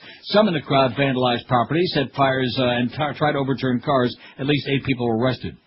However, video from the scene where Snellgrove was struck showed the crowd in a joyous mood, slapping high fives and chanting celebratory Red Sox slogans. There were no signs of near riotous conditions in that immediate vicinity, although the area was crowded, and dozens of people near her stopped celebrating when they realized the severity of her injury and tried to get help. Snellgrove was sprawled out on the ground with blood running down her face. How do you like that? Not a little bit of police overreaction there, which of course never happens in America. You understand that. You got to support your police, baby, right? Right. Or else. 5670560, pound 560 on the Verizon and Singular wireless lines. WQAM, hello. Hello there. How you doing? Pretty good. You gonna put Joe Rose on the poll? He's on Waxy. But you should list him by name, and you know, because I don't know what the name of the station is. Okay, we'll put Joe Rose on there separate. Okay, thanks. Yeah, it's a good point. I mean, I didn't know the name of the station either, where they changed the call letters, and then I asked Josh the name. He said, it's ESPN Radio. Well, that's not the call letters of a station, mister. I understand you work at QAM, so you're not really familiar with the radio business. You turn your mic on when you laugh, Josh. But it's still Waxy, okay? Why it's still Waxy? Who knows, okay? I mean, Waxy used to be Waxy 106 with Greg Budell and Ricky Tiki Shaw, and that was on FM. Then it was all of a sudden on AM. After it was WNWS, then it was Waxy. And now it's got Waxy build-up. But Joe Rose is over there, and a lot of people like him, and so do we, and he's doing a great job, and whatever. What can I tell you? And in the meantime, we're busy imploding over here. We're dying over here. I just want to tell you that right now. I'm dying over here. Greg's killing us over here again. No, that was just 1 month. WQAM, hello. Yeah, the police, are taking full responsibility for that. That's what I just read, yeah. Well, that should bring her back to life. Yet they're banning alcohol sales. They're thinking about banning alcohol sales for the full World Series. Always blaming alcohol. Why? That must be it. Did you? I came upon a website about they're saying something. It's a small little flash movie about that the Pentagon might not have been hit by that plane by Flight 77. It's on our website. It's on our website. Oh, it is. Oh, I didn't know the link was on there. I didn't see it. Hang on a second. Do we still have it on there, I hope? I think we do. I hope we didn't take it off of there. It's been on there for weeks. Let me just... Didn't see it. I was actually looking a link to your website to send it, and obviously... Let's see. There's a picture of Hermann Goering Rumsfeld and Adolf Hitler Bush. And there's Bush with the dunce cap, and there's all the amendments for there's O'Reilly with a lawsuit. Oh, no, we took it off there. We got to get that back on there again, Eric. Yeah, I don't think a lot of people know about that. No, please. I'm glad you reminded us. We'll get it back on there for this weekend, and we'll keep it on until Election Day. Thanks a lot, pal. Good. Yeah, how come we took that off of there? I mean, I did tell Eric clean up the stuff, but don't leave something that important off. All right? Probably because it was huge. It was huge? And the video, too. Yeah. That's okay. We can handle it. We need to have that on there. That's muy importante, especially with election just a matter of days away. I'm so glad this guy called and refreshed our memory, okay? Let's take a look at how that poll is coming. It's very depressing. I'm sorry that I did this poll again, but just to kind of reinforce to see if the lay of the land is still the same, if, I mean, stop and think about this. How about the people who are listening now? Well, of course, then the other ones, too. But the people listen to Stern on the other station, he goes on till 10:30, 10:45. You think as soon as he goes off on that station, on the buzz, that they think to turn over to here? No. Oh. I'm just asking. I don't know. 431 votes. I mean, it seems like what's going on at QM. It's like when he stuck me on at 9 o'clock, the same thing. Oh, let's make it a contest to see if the audience can figure out what time Neil is on this week. It's the only show in America that over these last 2-3 years has a staggered starting time, kind of like whenever management feels like putting us on, or whenever Howard feels like going home. What's your morning 6 to 10 a.m. radio listening like? I listen to Stern QAM, on QAM 98, 22.7%. I don't listen to radio before Neil, 72. I listen to Air America, 66, NPR, 52. Intellectual people like George. I listen to Stern on another station, 52. That's that same 12%, which we can't ill afford to lose 12%, especially when you got a 1.5. A 1.5. I listen to Waxy, 34. I listen to a music station, 22. I didn't know there was any music on here in Miami, in South Florida. I listen to Paul and Ron, 12. Satellite radio, 8. On the internets, they'll be listening 6 on internet's radio. Bob and Tom, 5. Lex and Terry, 3. And Joe Rose finally got one. But I'm sure that, now what did Waxy have, 34? I'm sure that the overwhelming majority are good buddy Joe. You're listening to Neil Rogers exclusively on 560 QAM. All right. I think somebody owes us an apology, you know. Who? Arnold? Somebody ought to kiss both cheeks. All 4 cheeks. Are you optimistic about the way that things are going? No. I apologize. Do you ever worry when you see what's going down?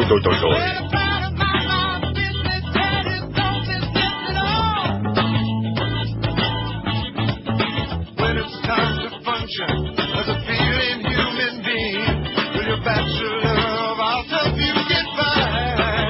I'm dying over here. Just funny fun now. Feel my years of love. I also hope to keep us very high. We're trying to change things. The power that you have. Power of a million new ideas.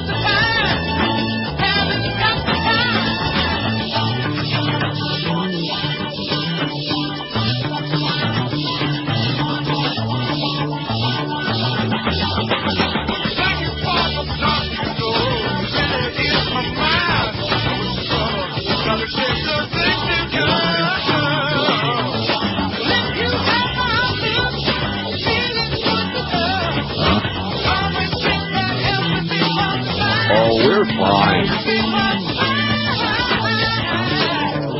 Are you sure?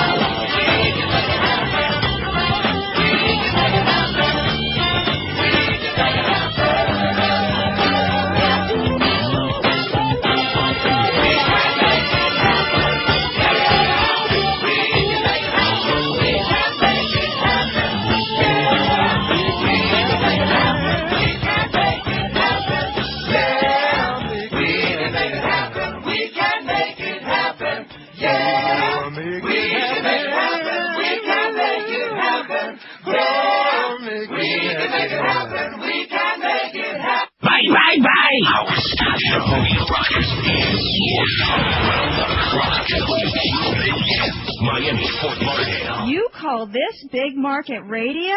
I'm sorry.